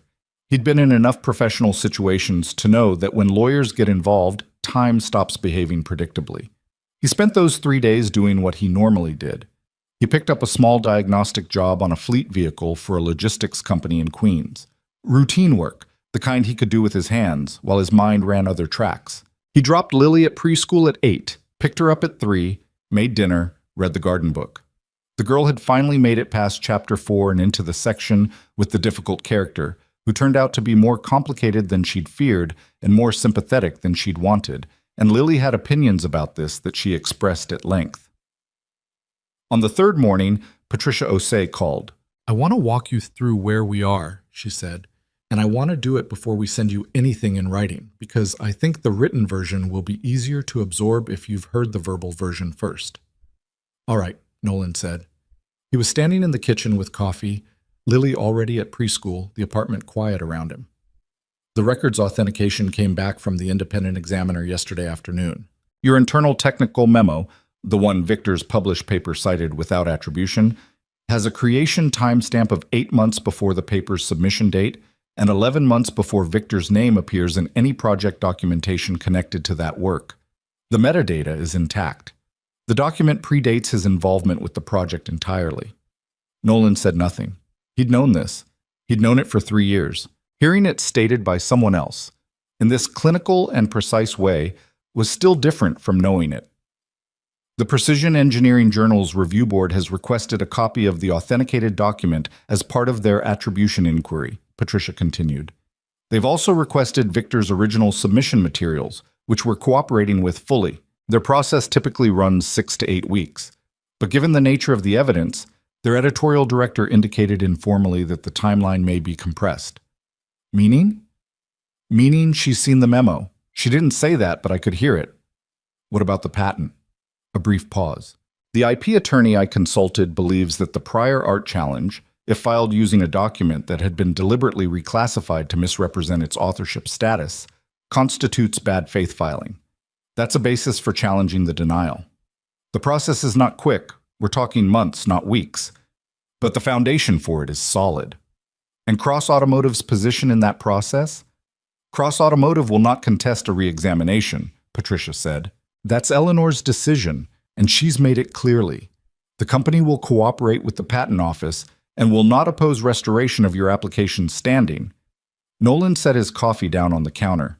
He looked at the window, at the particular gray-white light of a November morning pressing through the glass. What does Victor say? Another pause, longer this time. Victor's attorney has been in communication with Howard Birch. As of yesterday, Victor is no longer employed by Cross Automotive. The separation was described publicly as a resignation. The internal documentation tells a different story, but that part stays internal. He resigned. He was given a choice about how his departure would be characterized, yes. Nolan understood the architecture of that sentence. He'd been given a similar choice once, in a different direction, with different stakes. Is he going to fight it? His attorney is conducting what I'd describe as a thorough evaluation of his options, Patricia said, in the way that lawyers describe things that mean the opposite of what they sound like. My assessment is that his position is significantly weakened by the access log from the night of the gala. The attempt to reclassify documents after Mercer's system was publicly identified it's not a good look. His attorney knows this. So probably not. Probably not, Patricia agreed. He stood in his kitchen and processed this in the way he'd learned to process things that mattered, slowly, without rushing to feel any particular way about it. When do I get something in writing? Today. Eleanor will send a formal letter by end of business. It will outline the company's commitments regarding the engineering record, the patent re-examination, and one additional matter she wants to discuss with you directly. Patricia paused. She asked me to ask whether you'd be available to meet again. This week, if possible. She can call me, Nolan said. I'll tell her. He hung up. He stayed in the kitchen for a while, not doing anything, just letting the information arrange itself into whatever shape it was going to take. Outside, the city was its usual self. A truck backing up somewhere, the sound of a bus, someone's music from the apartment below bleeding faintly through the floor. The ordinary sounds of a Thursday morning, indifferent to the fact that something was shifting. He picked up his coffee. It had gone cold. He drank it anyway. Eleanor called that afternoon, 2 hours before her end-of-business deadline on the letter, because she had learned years ago that sending a letter before making a call was the kind of move that made people feel processed rather than respected, and she was trying very deliberately not to let Nolan Mercer feel processed. "Patricia talked to you this morning," she said when he answered. "She did. Is there anything she said that you have questions about?" "Not about what she said. About the additional matter." "That's what I want to talk to you about in person," Eleanor said. "Not because I'm trying to manage the conversation, because it's a significant enough thing that I don't want to deliver it by phone and have you sitting alone with it." A brief silence. "That sounds like either very good news or very bad news." "Neither exactly. It's a question, and it's one I want you to be able to think about without pressure." She paused. "Can you come in Friday? Just you, if Lily has school." "She has school on Fridays." 10 o'clock. 10 o'clock, he said. The letter arrived at 4:57, which was technically before 5 and therefore technically end of business. Nolan read it at the kitchen table while Lily ate her after-school snack and narrated her day in the comprehensive, non-sequential way of someone reporting every detail of a 6-hour period without editorial filter. The letter was 4 pages. He read it twice, the same way he read any document that mattered. First for the overall shape, second for the specific language. The language was careful and formal, and he thought honest. It committed cross-automotive to 4 things: cooperating fully with the Precision Engineering Journal's attribution review, withdrawing any opposition to a re-examination of his patent application, correcting the internal engineering records to accurately reflect the authorship of the technical memo and the fuel variance methodology, and the 4th thing, the one Patricia had called the additional matter, entering into a separate conversation about potential professional engagement. That last one was vague in the way that lawyers make things vague when the details are still being determined. He didn't push at it. He filed the letter in the folder he kept for important documents and went back to listening to Lily, who was now describing a conflict involving the distribution of red crayons that had apparently divided the class into 2 factions and showed no sign of resolution. "What do you think should happen?" he asked. She considered this. "Everyone should get 1 red crayon each," she said. "And then if you need more red, you share." That seems reasonable. Marcus didn't think so. What did Marcus think?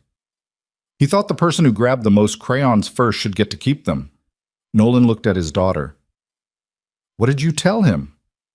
"I told him that made sense if you only cared about crayons," she said, with the precise, devastating logic of a 5-year-old who has identified the actual problem. "But if you care about drawing, you need everyone to have what they need to draw."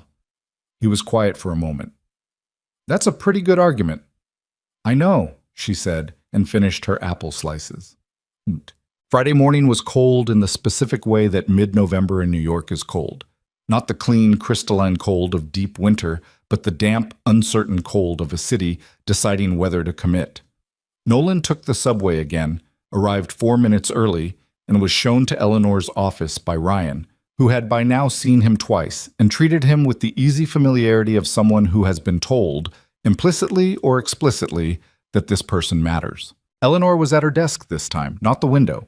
She had a cup of coffee and a stack of papers she pushed to one side when he came in. The corner of the room where Lily had drawn was empty, but the dragon drawing was on the wall behind Eleanor's desk, tacked up without a frame, slightly crooked, the dragon enormous and confident beside its car. Nolan noticed it and didn't comment on it, but something in him registered it as information about who Eleanor Cross actually was underneath the 11 years of CEO. "Sit down," she said. "Coffee?" "I'm fine." She looked at him with the direct appraising attention he'd come to recognize as her baseline. Not aggressive, just thorough, like someone who has learned that looking at things carefully is more efficient than looking at them twice. "I want to talk about the Hiroshi partnership," she said. He hadn't expected that. He kept his face neutral. "All right." "The signing happened," she said. 2 days after the gala, in a smaller room with no cars and significantly less drama. Kenji Hiroshi signed, we signed, the partnership is formalized. She paused. But something came out of that signing that I didn't anticipate. Kenji asked very specifically about the fuel variance methodology. He wanted to know its origin, its development, its technical lineage. He asked because 3 of his own engineering teams have been working on a related problem and have not found a solution. Nolan was very still. I told him the truth, Eleanor said, the full version of it, as I understood it at that point. I told him the methodology was developed by an independent contractor named Nolan Mercer, that the attribution had been improperly handled within our company, and that we were in the process of correcting that. She picked up her coffee. He listened to all of this without saying anything. Then he asked me for your contact information. You didn't give it to him. I told him I would ask you first. He sat with this. What does he want? I think he wants to talk to you about the problem his teams have been working on. Whether that conversation leads anywhere, I don't know. That's between you and him. She put the cup down. But I want to be transparent about something. The Hiroshi partnership is significant for Cross Automotive. If that partnership also becomes the context through which you find professional footing again, I want to be clear that I'm not engineering that as a way of managing you or the situation. I'm telling you about it because it's true and because you should know. You're being careful about the appearance of paying me off with an opportunity, he said. She looked at him. Yes. I appreciate that, he said. It would have been easy not to. It would have been stupid not to, she said, which was the more honest version of the same thing. He looked at the dragon on the wall for a moment. Can I have his contact information? I'll have Ryan send it to you today. He nodded. He looked back at her. The additional matter in the letter, he said. The professional engagement conversation. Yes. What exactly are you proposing? She sat forward slightly, not performing eagerness, just shifting into a more direct register. I want to be careful about how I say this, she said, because I'm aware that it could sound like I'm trying to solve a complicated problem with a simple solution, and that's not what I'm doing. She paused. We have an opening on the advanced technical development team. It's not a junior position. It's not a consultant arrangement. It's a full-time role with appropriate compensation, with actual authority over the projects you'd be working on, and with your name correctly attached to your work from day one and retroactively in our internal records. Nolan didn't say anything. I'm not offering you the job because I feel guilty, Eleanor said. I mean, I do feel guilty, but that's not why. I'm offering it because you looked at a car from across a room and diagnosed a problem that 20 engineers couldn't find, and then you fixed it in 5 minutes. And then you walked in here and told me the exact truth about what happened to you without performing either victimhood or anger. And that combination of things is genuinely rare. She looked at him steadily. I've been running this company for 11 years. I know the difference between offering someone something because it's the right political move and offering it because they're actually the right person. You're the right person. The room was quiet. I have a daughter, he said. I know. My schedule is something we can discuss. This is not a situation where I'm going to outline a rigid structure and tell you to make it work. The position has deliverables, not hours. I'd need to read any contract before I signed it, obviously, and I'd need the attribution corrections in writing, finalized, before I started. Not pending, done. I can have Patricia confirm a timeline on the internal corrections today. The journal attribution is outside our direct control. That depends on their process. But I can commit that the internal record will be corrected within 2 weeks. He looked at her. He was quiet for a long time, longer than felt comfortable, and he didn't particularly care. This was the kind of decision that deserved uncomfortable silence. Let me think about it, he said. Take the time you need. A few days? That's fine. He stood. She stood. They shook hands the way they had when he'd first come in, except that the shape of the handshake was different now. Not the formal acknowledgement of 2 people meeting, but the specific handshake of 2 people who have been through something and are still standing. One question, he said. Yes. Victor, what actually happens to him? Eleanor's expression changed. Not dramatically, just the small controlled shift of someone deciding how honest to be. His attorney reached a quiet agreement with Howard yesterday. He's gone. No public statement from us, no legal action on our part, in exchange for a full written acknowledgement, signed and notarized, of what he did. That document goes into our records and into legal hold. If he ever tries to rebuild a professional reputation on work that isn't his, it exists. He doesn't face anything more than that? The journal can still take action on the published paper. The Patent Office process is independent. The acknowledgement document is available to them both. She paused. I know that might feel inadequate. He thought about it honestly. I don't know what adequate looks like, he said.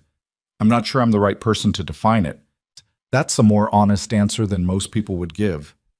It's the only one I've got, he said. He left. No.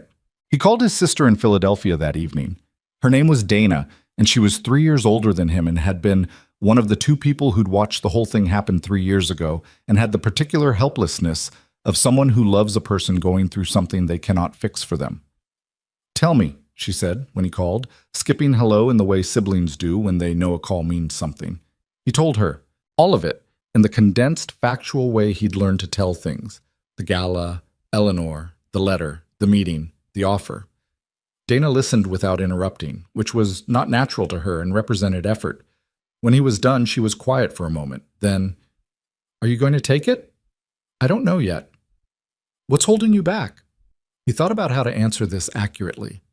It's a lot of trust to give to the same institution that, I know, Dana said. But is it the same institution? It has the same name on the building. Nolan. Her voice was careful. That woman could have sent lawyers. She didn't. She called you before she sent anything. She told Hiroshi the truth about where the methodology came from. These are not things people do when they're managing a problem. These are things people do when they're actually trying to fix something. Or when they're very good at making it look like that. Is that what you think? He was quiet. Is that actually what you think? Dana pressed. No, he said reluctantly. No, it's not. Then what is it? He stood at the window of his apartment, looking out at the street below. The light was going at 5 in the afternoon, the sky that particular shade of early winter gray that made the streetlight seem both too bright and not bright enough. Lily was asleep on this couch behind him with the garden book open on her chest, and her yellow boots still on because she'd fallen asleep before he could get them off. I've been careful for 3 years, he said, about what I let myself expect. I know. It's harder to be careful again after this. Dana was quiet for a moment. Yeah, she said. I imagine it is.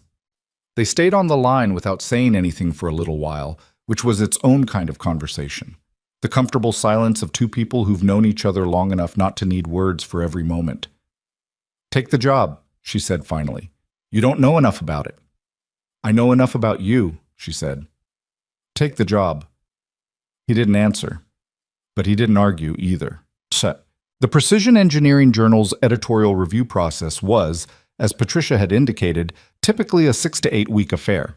What nobody had anticipated was the additional layer of pressure applied when, on the Monday of the second week, an automotive engineering professor at MIT published a commentary piece in an industry newsletter pointing out that the methodology described in Victor's paper bore extraordinary resemblance to a patent application filed approximately 3 years prior and subsequently denied on prior art grounds. The professor hadn't been tipped off by anyone at Cross Automotive, as far as anyone could determine. He'd seen the anonymous inquiry circulating among editors in his network, pulled the publicly available patent records, and drawn a conclusion that he considered self-evident.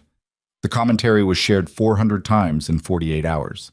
Claire Bennett sent Eleanor a link to it at 7 in the morning with no message other than the link itself, which was its own kind of message. Eleanor forwarded it to Patricia with a single line. Does this change the timeline? Patricia replied within minutes. Call me. The call lasted 37 minutes, and at the end of it, Eleanor had a clear picture of what the next few weeks would look like. Not comfortable, not clean, but moving in the right direction with the kind of accelerating momentum that happens when documented truth stops being private and starts being known. She thought about calling Nolan to tell him. She picked up the phone twice and put it down both times. He would see it. He had the internet. And there was something important about letting him learn this particular piece of news in his own way, in his own time, without her managing the moment for him. She put the phone down the second time and left it there. Boss. He saw it Tuesday morning. He was sitting at the kitchen table with coffee, Lily eating cereal across from him, the morning running its ordinary course, when his phone buzzed with a notification. A colleague from his earlier professional life, someone he'd stayed in loose contact with, sending him a link with the message. "Is this about your work?" He read the commentary piece. He read it again. He put the phone face down on the table and sat for a moment with the particular feeling of watching something you'd kept inside yourself for a long time become visible to strangers. It wasn't triumphant exactly. It wasn't the surge of vindication he might have imagined 3 years ago. It was quieter and stranger than that. A kind of vertigo, like standing in a place you've been in your dreams and discovering it's real and slightly different from how you remembered it. "Dad," Lily said. "Yeah." "You have your thinking face." "I have a thinking face?" "It's the one where you look at the table, but you're not seeing the table." He looked at his daughter, in her pajamas with cereal on her chin, entirely and accurately right about this. "Something happened," he said. "Something good, I think." "What kind of good?" "The kind where something that was wrong for a long time starts getting right." She considered this with the seriousness she brought to information that seemed important. "Does it feel good?" she asked. He thought about it honestly. "It feels like a lot of things at once," he said. "But mostly, yeah, good." She seemed to accept this. She went back to her cereal. He went back to his coffee. The morning continued. The Journal's editorial board met on a Thursday, which nobody told Nolan, but which he found out from Patricia 3 days later when she called to tell him that the review board had reached a preliminary finding and had notified the relevant parties. "The paper is being retracted," Patricia said. "Formally, with a published retraction notice citing attribution concerns and misrepresentation of original research. They'll publish the notice in next month's issue and post it online within the week." He was in his car, parked outside the preschool, waiting for dismissal. Through the windshield, he could see the school's front door, painted yellow, slightly chipped at the corner in a way someone had taped over rather than repainted. "Okay," he said. "That's all you've got?" "I don't know what else to say." Most people say something more than okay when they hear their stolen work is being returned to them. He watched a group of kids come out the front door.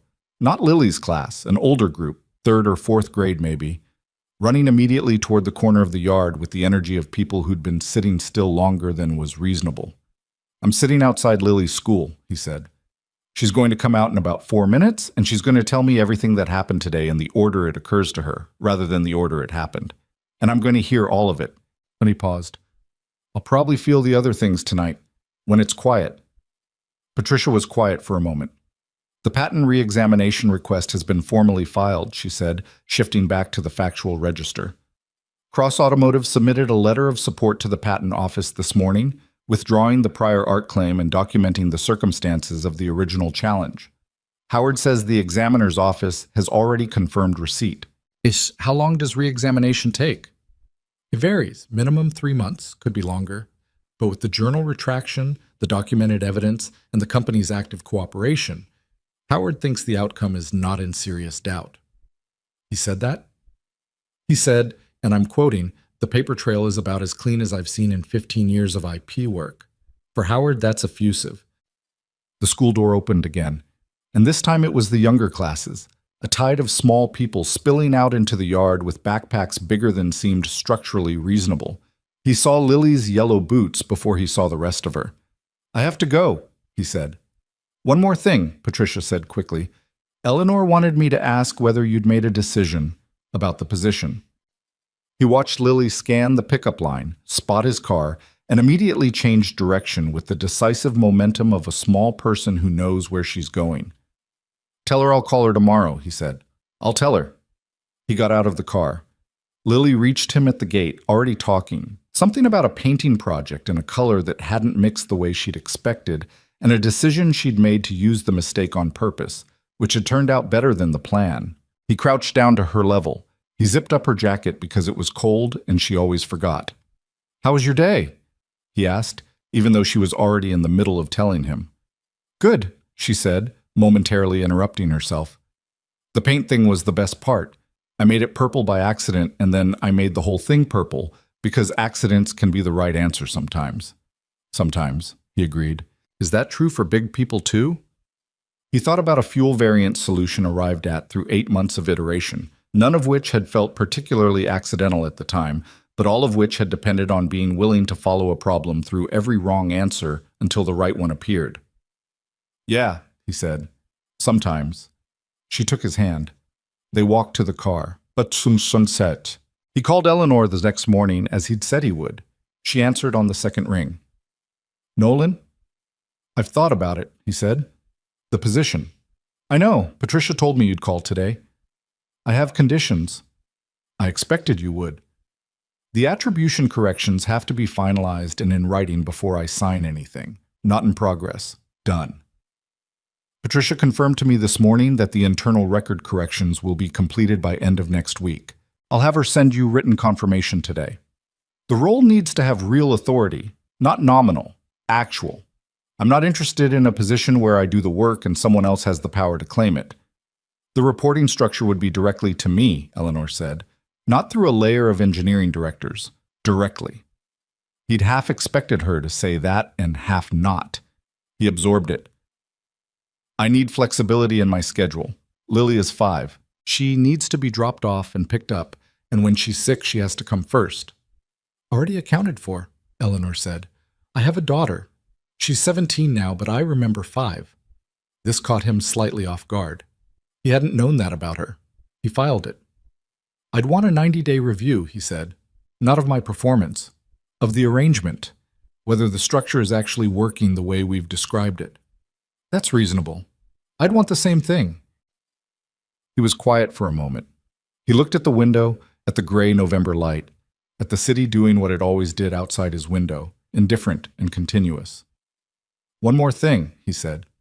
Yes. The Hiroshi contact, Kenji's information. I'd like that regardless of what I decide about the position. Ryan sent it to you Wednesday, Eleanor said. Check your spam folder. He almost laughed. It got all the way out this time. Brief, genuine, slightly ragged at the edges in the way that laughter is when you haven't done it fully in a while. Okay, he said when it had passed. Okay, you'll take the position? Okay, I'll take the position, he said. Send me the contract. I'll read it. I know you will, she said, and there was something in her voice that was not quite warmth, but was close to it. The acknowledgement of something real between two people who had arrived at a working trust through a process that had been hard and honest in equal measure. Patricia will send it today, she said. I'll read it tonight. Take your time. I will, he said. And then, because it was true and he was someone who said true things even when they were inconvenient, thank you for how you handled it. A brief pause on her end. I should have had better systems in place to prevent it in the first place. Yes, he said. But you didn't hide from it when it surfaced. Another pause. No, she said. I didn't. They said goodbye. He set the phone down. He went to check his spam folder, and there was the email from Ryan, sent Wednesday morning, Kenji Hiroshi's personal contact information in clean, simple text. He looked at it for a moment. Then he saved the contact to his phone, made another cup of coffee, and sat down to wait for the contract to arrive. The contract came at 2 p.m, all 16 pages of it, and he read every page with a pencil in hand, marking 3 places where the language was vague in ways he wanted clarified, and 1 place where a clause about intellectual property ownership needed to be more specific about work developed prior to employment. He wrote his notes, he set the contract aside, he picked up Lily at 3. She was quieter than usual on the walk back, which happened sometimes when she was processing something. He didn't push it. He'd learned early that she came to things in her own time, the same way he did, and that asking too directly was the fastest way to make her go further inward. They were half a block from home when she said, without preamble, "Are things going to be different?" He looked down at her. "What do you mean?" "You've been on the phone a lot," she said, "and you look different." "Different how?" She thought about it. "Less heavy," she said. He stopped walking. She stopped too and looked up at him with her serious eyes, the ones that had always known more than a 5-year-old had any particular right to know. "Yeah," he said. "Things are going to be different. Good different, I think." He crouched down to her level there on the sidewalk, people moving around them. I'm going to start a new job. Working on cars, but more complicated than what I usually do. It means some changes. What kind of changes? We might be able to move, he said, to somewhere with a bigger room for you, somewhere the heat works better.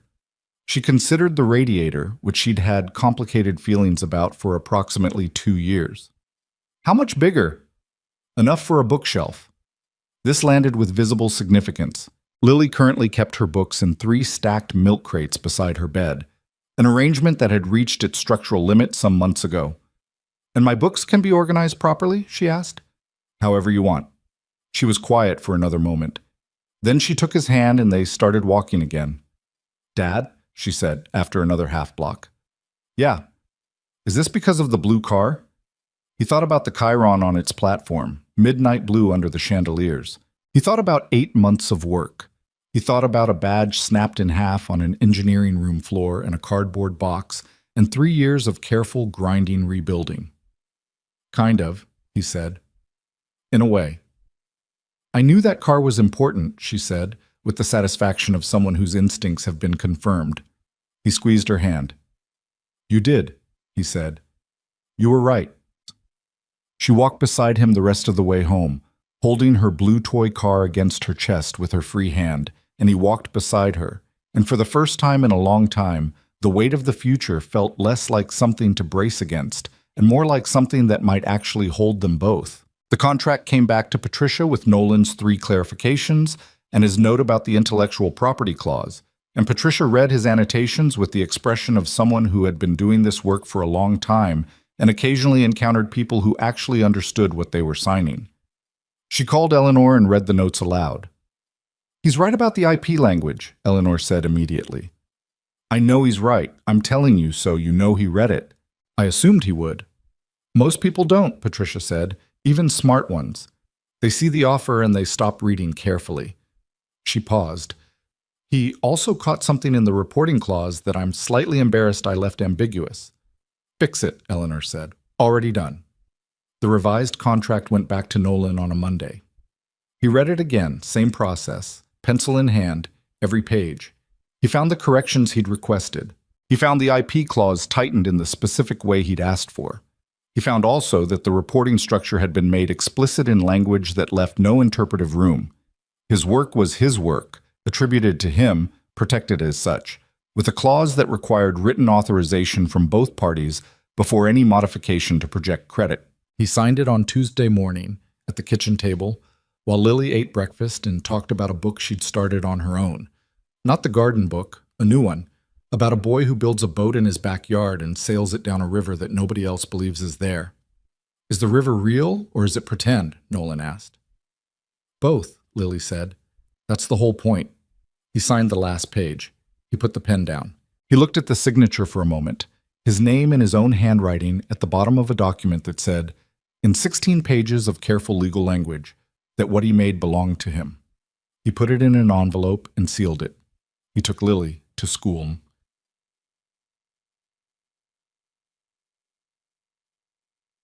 His first day at Cross Automotive was a Wednesday in early December, which was an odd day to start anything but was the day Patricia had suggested because it gave him 2 days to get oriented before the weekend. He wore the same clothes he always wore, clean, presentable, functional, the clothes of someone who intends to work rather than perform working. He took the subway. He arrived 6 minutes early. Eleanor met him on the 38th floor herself, which surprised him and then didn't because he was learning that Eleanor did the things she considered important personally rather than delegating them. She showed him his office, not a large one, not a corner one, but a real office with a door and a window and a desk that hadn't been assembled from a flat-pack box, which, in his experience of corporate environments, was not a given. On the desk, already there, was a printed copy of the corrected internal engineering record. He picked it up. The document was 3 pages. It was the technical memo he'd written 3 years ago. The same structure, the same department code, the same date, but with a correction notation at the top that had been added by the records administrator under Patricia's instruction. The notation read, Authorship attribution corrected per internal review, November, year. Original author, Nolan R. Mercer, independent contractor. Previous classification error acknowledged and corrected in the official engineering record. Below the notation, his technical memo was reproduced in full, his name on it, the date he'd written it. He stood at the desk and read it. Eleanor stood in the doorway and let him. It took him a while, not because the document was long, but because he was reading it the way you read something you wrote a long time ago that you thought was gone.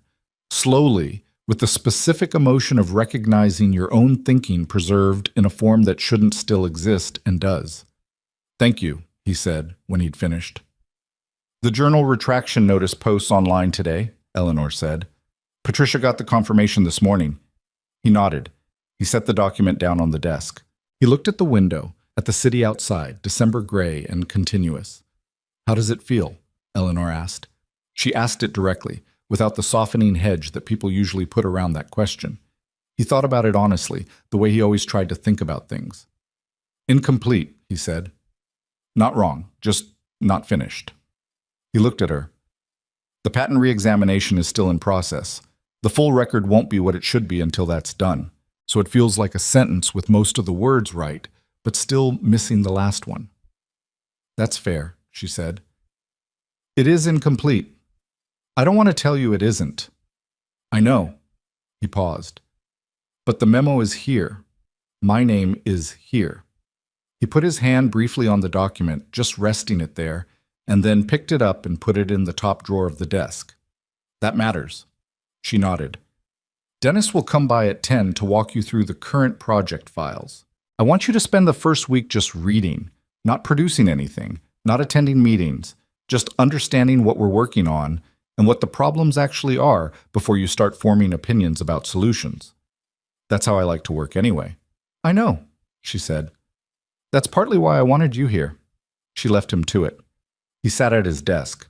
He looked at the window for a moment, at the gray December light, at the city that had been doing what it always did while his life had contracted and then, slowly, begun to open again.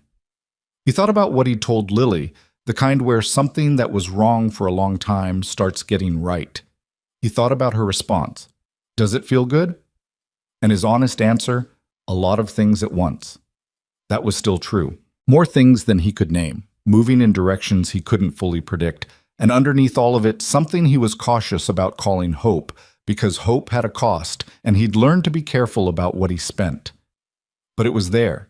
He could feel it the way you feel a change in air pressure before the weather shifts.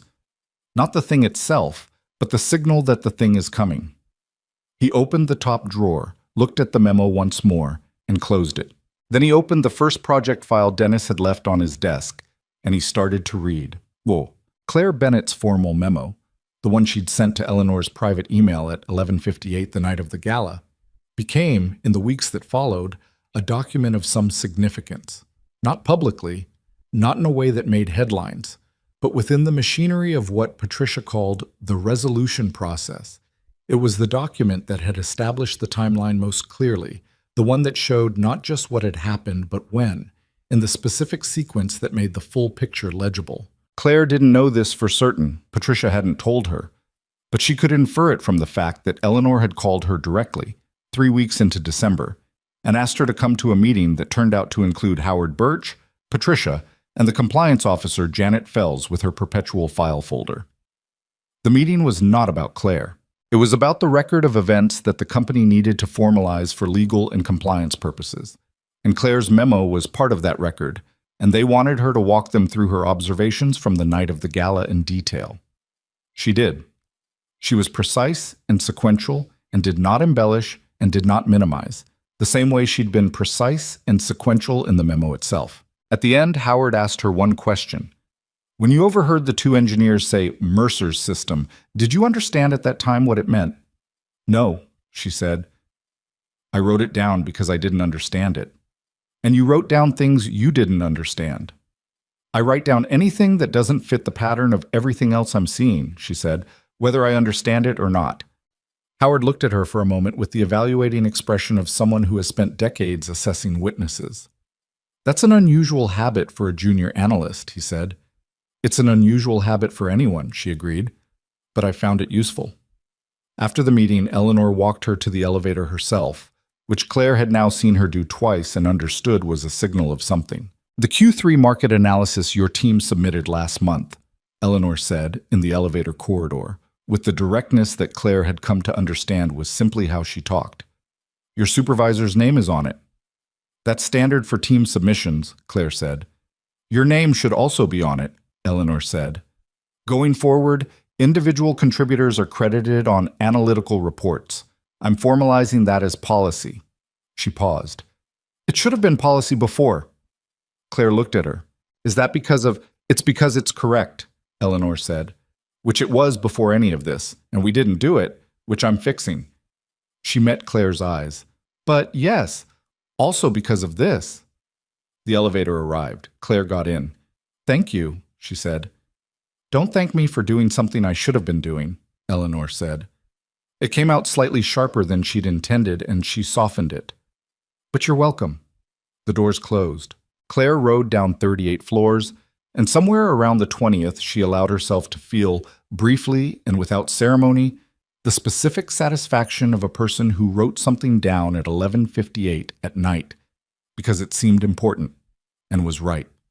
Dolti. Kenji Hiroshi's response to Nolan's email, sent the week before he started at Cross Automotive, careful in tone, honest about his situation and his background and what he understood about the problems Kenji's teams were working on, came back within 18 hours. It was 3 paragraphs long, precise, and warm in the way Kenji's communication always seemed to balance those two things. And it confirmed that yes, the pressure variance problems his engineers were encountering had been unresolved for 14 months. And yes, the methodology he'd read about in the journal retraction notice, and then in the original patent application, was the closest any external source had come to addressing the specific configuration his teams were dealing with. He proposed a call. Nolan agreed. The call happened on a Friday, 2 weeks before Christmas, in the late afternoon. Lily at school until 3, Nolan at his kitchen table with a notepad. Kenji asked questions. Nolan answered them. Kenji asked more questions, not surface questions, not the executive-level summary questions that people in his position often asked as proxies for technical depth, but actual questions that went into the methodology at the level of someone who understood engineering well enough to know where the hard parts were. After 40 minutes, Kenji said, "I would like to propose a formal technical consultation, not a contract through Cross Automotive, directly with you. Your new position at the company does not preclude independent technical consultation. I understand." "It doesn't. There's a disclosure requirement, but no restriction." "Then I would like to discuss the terms." He paused. "My teams have spent 14 months and considerable resources working on a problem you solved 3 years ago. That is, in my experience, the most expensive kind of problem. Not because of the cost of the work, but because of what was lost while the problem remained unsolved." Another pause, shorter. "I want to make sure the person who actually solved it is involved in our implementation." Nolan wrote something on his notepad. He looked at it. Then he said, "I'll need to review whatever your teams have built so far. I don't want to assume my solution maps directly onto your configuration. It might need adjustment." "Of course. And I want to be clear about something before we go further," Nolan said. "My experience with this work being used without proper acknowledgement—" "I am aware of your experience," Kenji said, and there was something in his voice that was not quite apology but was close to it and more genuine for not being performed. "I want you to know that when I learned the full story of what happened to this work, from Ms. Cross the night of the gala, I was deeply troubled. Not only on your behalf, but because my organization had received presentations over 2 years that drew on this methodology under a different name, and we had no knowledge that the name was wrong." He paused. "When something comes to us under false attribution, it compromises our judgment. We cannot evaluate the source correctly because we do not know the actual source. That troubles me professionally. It also troubles me personally." Nolan sat with that.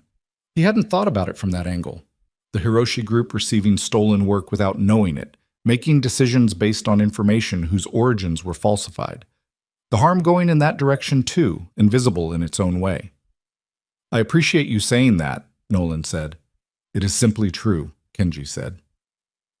They talked for another 20 minutes, working out the shape of a consultation structure. When the call ended, Nolan sat at his kitchen table looking at his notepad. He'd filled most of a page. Questions, notes, the beginning of an approach to the configuration problem Kenji had described. He looked at the notes with the feeling he recognized from the best periods of his work. The feeling of a problem that was genuinely interesting, that would ask something real of him, that would not be solved by routine. He underlined one phrase he'd written down. Need to see what they've built first. He put the cap on his pen. He went to pick up Lily. Dent. Victor Hale's signed acknowledgement was filed in Cross Automotive's legal records on the 15th of December, notarized and witnessed, placed under permanent legal hold alongside the authenticated technical memo and the access log from the night of the gala. 3 weeks later, the Precision Engineering Journal published its retraction notice. A single column in the front matter of the January issue, dry and precise in the way retractions always are, naming the paper, citing attribution concerns, and noting that the methodology described therein had been developed by Nolan R. Mercer in prior independent research. The retraction was 12 sentences long. Nolan read it on a Tuesday morning, on his phone, standing outside the Cross Automotive building before his workday started, breath visible in the December cold. 12 sentences. After 3 years of carrying something that nobody else officially acknowledged existed, 12 sentences in a journal's front matter was what the correction looked like in print. He thought about whether that felt like enough. He stood outside in the cold and thought about it honestly, the way he'd learned to be honest with himself about hard things rather than performing feelings he was supposed to have. The retraction was small, it was dry. It would be read by a specific professional audience and would not change most things about most people's days. Victor Hale would wake up tomorrow in the same apartment he'd always had, probably, and the people who'd worked with him for decades would process his departure according to whatever version of events they'd been given or had constructed for themselves. The world was not going to dramatically rearrange itself because 12 sentences appeared in a journal. But Nolan's name was in those 12 sentences, correctly placed, in the right relationship to the work. And that was the thing he'd asked for, at the beginning, in Eleanor's private room off the east corridor of Meridian Hall, with his daughter's toy car marks still in the condensation on the table. Not money, not Victor's public humiliation, not a scene. The official record must be corrected so the truth belongs to the right person. 12 sentences. He thought about his daughter, who had told a boy at preschool that the person who grabbed the most crayons first shouldn't get to keep them forever. That if you cared about drawing, you needed everyone to have what they needed to draw. She'd said it like it was obvious. Like the logic of it was so clear that the only explanation for anyone thinking otherwise was that they'd gotten confused somewhere about what the actual goal was. He put his phone in his pocket. He went inside. The patent re-examination concluded in February, which was faster than the minimum estimate Patricia had given him and slower than he'd let himself hope for, which was probably exactly right. He was at his desk at Cross Automotive when Patricia called, and he closed the project files he'd had open and listened. The re-examination had found, in the examiner's formal language, that the prior art challenge originally filed against the application had relied on documentation that had been misrepresented in terms of its authorship and institutional origin. The challenge was therefore invalid. The original application was reinstated and the claims re-examined on their merits. The patent was granted. Nolan R. Mercer. Fuel Pressure Variance Management System for High-Performance Injection Applications. Granted February. Patricia read him the patent number. He wrote it on a piece of paper in the margin of the project file he'd had open, because it was what was in front of him. Then he looked at what he'd written. The number, his name, the date, in the margin of a document about current work, layered on top of each other, past and present, in the same handwriting. "Are you there?" Patricia asked. "I'm here," he said. "Congratulations," she said. "I mean that." "Thank you," he said. "For all of it. Don't thank me. Thank whoever designed your methodology to be good enough that the evidence was unambiguous." He almost laughed. It came out fully. "Okay," he said. "I'll thank myself." "Do that," she said, and hung up. He sat at his desk for a while. He had a 2:00 meeting with Dennis and one of the project engineers about a propulsion configuration problem that had been interesting him for 3 weeks. He had notes to finish. He had a call with Kenji's technical team on Thursday that he needed to prep for. He had work, real work, with his name on it, in a place that knew whose work it was. He sat with that for exactly as long as he needed to. Then he picked up his pen and went back to the notes. He told Lily that evening. He didn't explain patents or re-examinations or attribution or any of the specific machinery of what had happened. She was 5. She didn't need the machinery, she needed the thing itself, translated into terms that meant something at her scale. He told her, "Remember how I said something that was wrong for a long time was starting to get right? Yes. Today, it got more right." She was at the kitchen table with her crayons. She had a proper set now, 64 colors in a hinged tin, one of the things that had changed when things started changing, and she was working on something complicated that involved at least 4 shades of blue. "How much more right?" she asked, without looking up. "Significantly." She considered this. "Is it all the way right now?" He thought about it. He thought about Victor, who was out of the building but not out of the world. He thought about the 3 years of contracts he'd taken below his skill level because the network he'd built before had been disrupted by what Victor had done. He thought about the savings account, still recovering. He thought about the radiator, which still argued every night, because the bigger apartment was coming but hadn't arrived yet. He thought about the things that getting something corrected could not uncorrect. The time, the slow, grinding years of rebuilding without knowing if there was anything still worth rebuilding toward. The particular loneliness of being the only person who knew a thing was true, while everyone around you operated as if it weren't. Those things were still in him. They didn't disappear because a patent was granted or a retraction was published. People who told you that justice completed the wound had probably never had to carry one for a long time. "Most of the way," he said honestly. "Not all, but most." Lily looked up from her drawing. She looked at him with the eyes that had always known more than they should. "Is most of the way enough?" she asked. He looked at his daughter. He looked at the 64 crayons, at the drawing she was making with 4 shades of blue because she'd decided a thing needed 4 shades of blue, and she had them now. He looked at the kitchen, imperfect and small and familiar, with the notes from his current project on the counter and her school drawings on the refrigerator and the particular ordinary mess of a life being lived rather than survived. "Most of the way," he said, "is a lot better than where we were." She seemed to find this satisfactory. She went back to her drawing. He made dinner. Eleanor Cross was not, by temperament, a person given to reflection. She was a forward-moving person. She'd been one her whole career, which was both a strength and a thing her therapist had opinions about. But the morning after the patent news came through, she sat in her office earlier than usual, before the building had fully populated, and allowed herself something she rarely allowed, a full accounting of what the past 3 months had actually been. She thought about the night of the gala, the 4 hours of failed diagnoses, the spreading tension, the Hiroshi table sitting at the east wall with cold tea. She thought about the moment she'd seen Victor's face go white across the ballroom, and the instinct that had made her ask a man in work boots what he saw, and the particular quality of his answer, not performing knowledge, just having it. She thought about the file Patricia had shown her, the reclassification, the patent challenge, the paper. 11 years she'd run this company, and this had been living inside its systems the whole time. She hadn't known. She wanted to believe that not knowing was different from not seeing, but she'd been honest enough with herself in the weeks since to admit that she might have seen something she'd chosen not to examine carefully enough. Victor had been valuable. Victor had been effective. He'd had a way of solving problems that she'd attributed to brilliance when it had been, at least partly, appropriation. She didn't know how to fully account for that. She suspected she wouldn't fully know for a long time. What she knew was what she'd done with it once she couldn't unsee it. She'd moved toward it rather than away from it. She'd told Nolan before she was legally required to.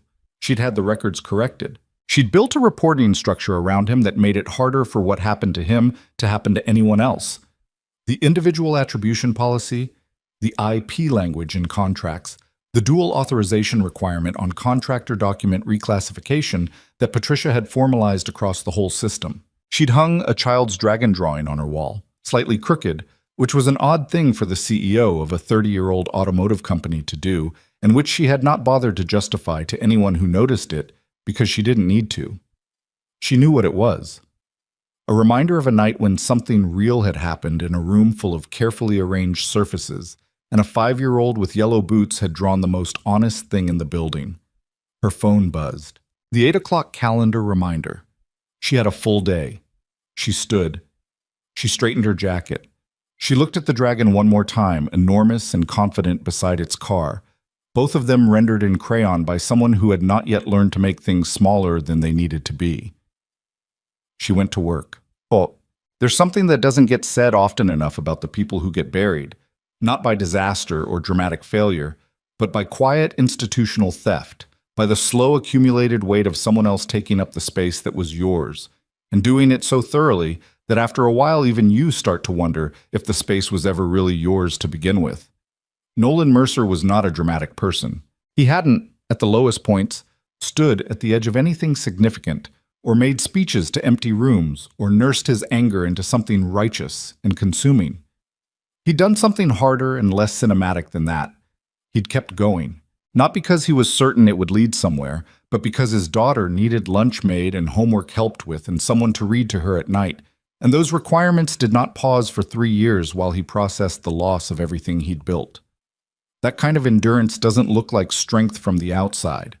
It looks like a man in work boots picking up a contract job.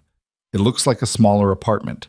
It looks like reading the same garden book 40 times because a 5-year-old needs to hear a story about something small growing in an unlikely place.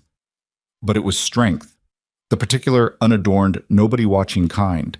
The world has a complicated relationship with that kind. It prefers the visible version, the comeback speech, the confrontation, the moment of dramatic reversal. Those things are real, and sometimes they happen, and the night of the gala had some of that quality, the engine roaring to life in a ballroom full of people who hadn't known whose hands had made the thing run. But the actual work of getting from that night to February, to the patent number written in the margin of a project file, to the corrected memo in the desk drawer, that was slower and more ordinary, and in many ways harder than the 5 minutes with the wrench. It required Nolan to trust people he had reason not to trust. It required him to stay in a process that had no guaranteed outcome and no certain timeline. It required him to want the record corrected more than he wanted Victor punished, which sounds straightforward as a principle and is in practice extremely difficult when you're the person who lost 3 years to what that other person did. He managed it, imperfectly. He had days where the difficulty of it was physical, where he sat with the unfairness of the timeline, that the correction was happening now, that it would not give him back the years, that the professional reputation rebuilt under false attribution would always have had those years in it regardless of what any retraction notice said. He sat with that and didn't resolve it into something clean because it wasn't clean. It was just what it was. True and unfair, and getting more right as it went. The night before Lily's first day of kindergarten, September, 9 months after the gala, Nolan sat at the edge of her bed while she slept in the new apartment, in the new room with the bookshelf, which she'd organized herself into a system that made complete sense to her and partial sense to everyone else. Her blue toy car was on the second shelf, next to a library book about trains and a rock she'd found interesting at the park. He sat there longer than he needed to. She was sleeping. She didn't need him there. She was 5 and healthy and tired from the excitement of the new room in kindergarten tomorrow and the particular excess of a day that had been too full of big things. He sat there because this was one of the things he did when it was quiet and the day was over, and he didn't have to be anything in particular. He sat in the presence of the fact of her, and let it be enough that she was there, and he was there, and the radiator in this apartment didn't make any sound at all. The new job had been hard in the specific way that real work is hard. Problems that didn't resolve quickly, colleagues with their own established habits and hierarchies that had to be navigated. The occasional friction of being the person Eleanor had hired directly over people who'd been there longer and had their own ideas about how authority should flow.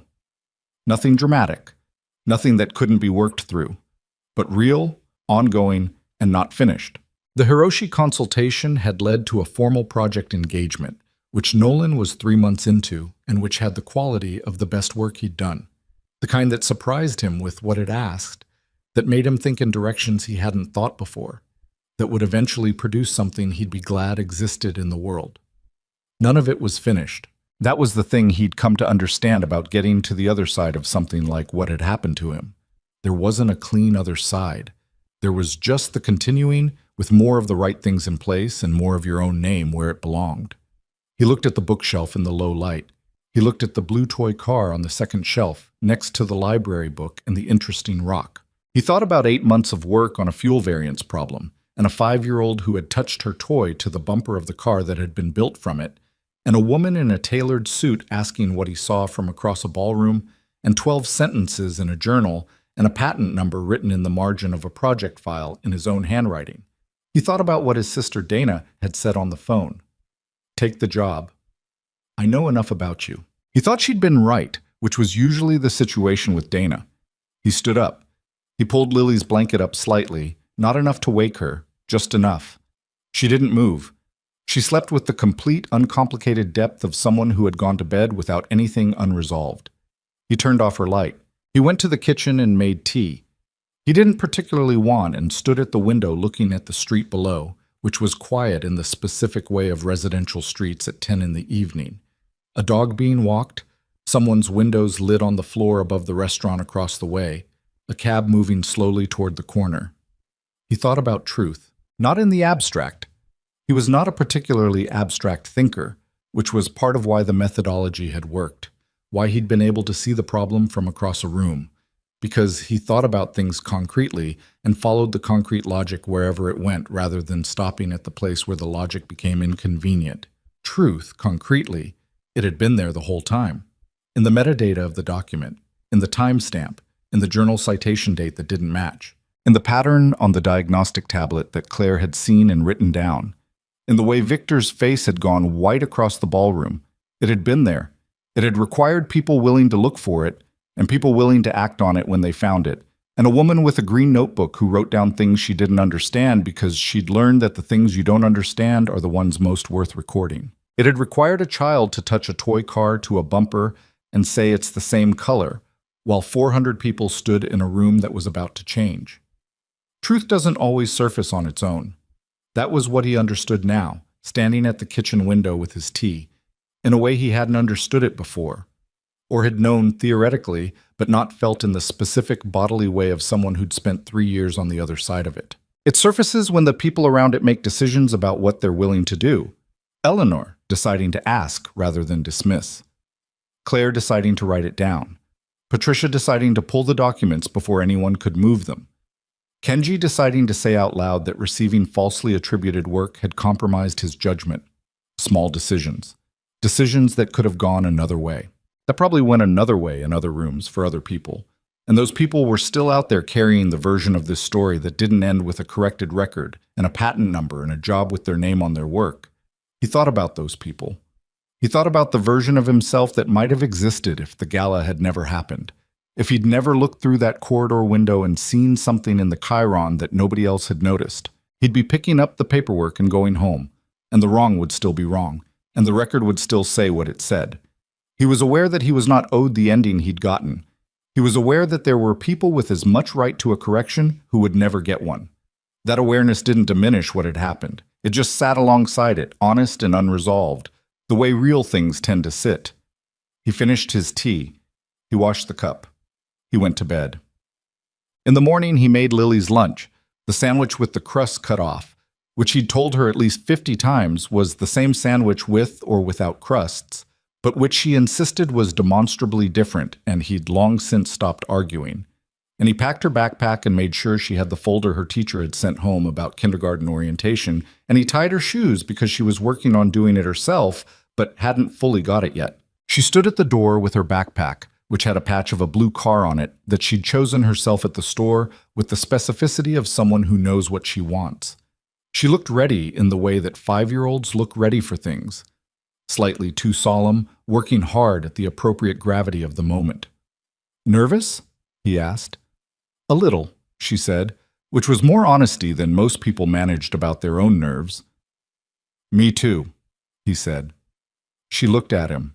"You're nervous about my school?" "A little." She considered this. Then she reached up and took his hand, which was, he thought, the most Lily thing she'd ever done, reassuring him in the middle of her own big moment, because she'd noticed he needed it. "It'll be okay," she said. "I'm going to make them let everyone have enough crayons." He looked at his daughter. He thought about the crayon argument and the dragon drawing and the yellow boots and the toy car on the second shelf of the bookshelf. She'd organized herself.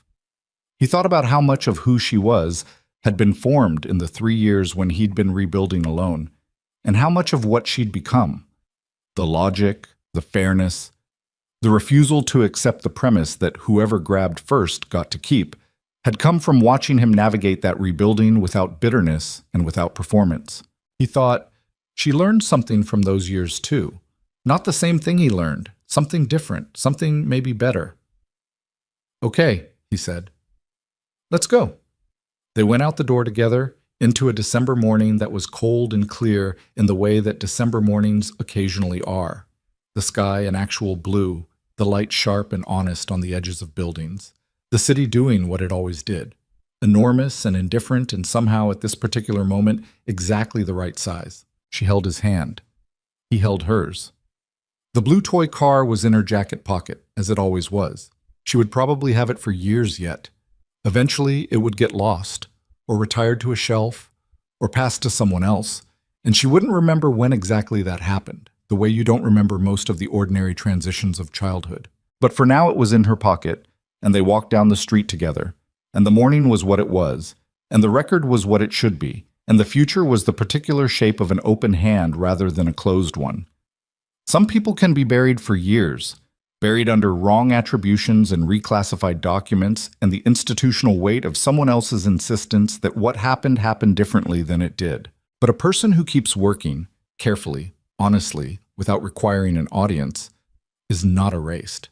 They're just waiting, sometimes without knowing they're waiting, for the moment when a room goes quiet and someone asks the right question and the answer is so clear and so plain and so exactly what it always was, that the only remaining question is how it took this long to be heard. It took this long. It was heard. That was, in the end, enough to build on. And they walked father and daughter into a morning that belonged to them both.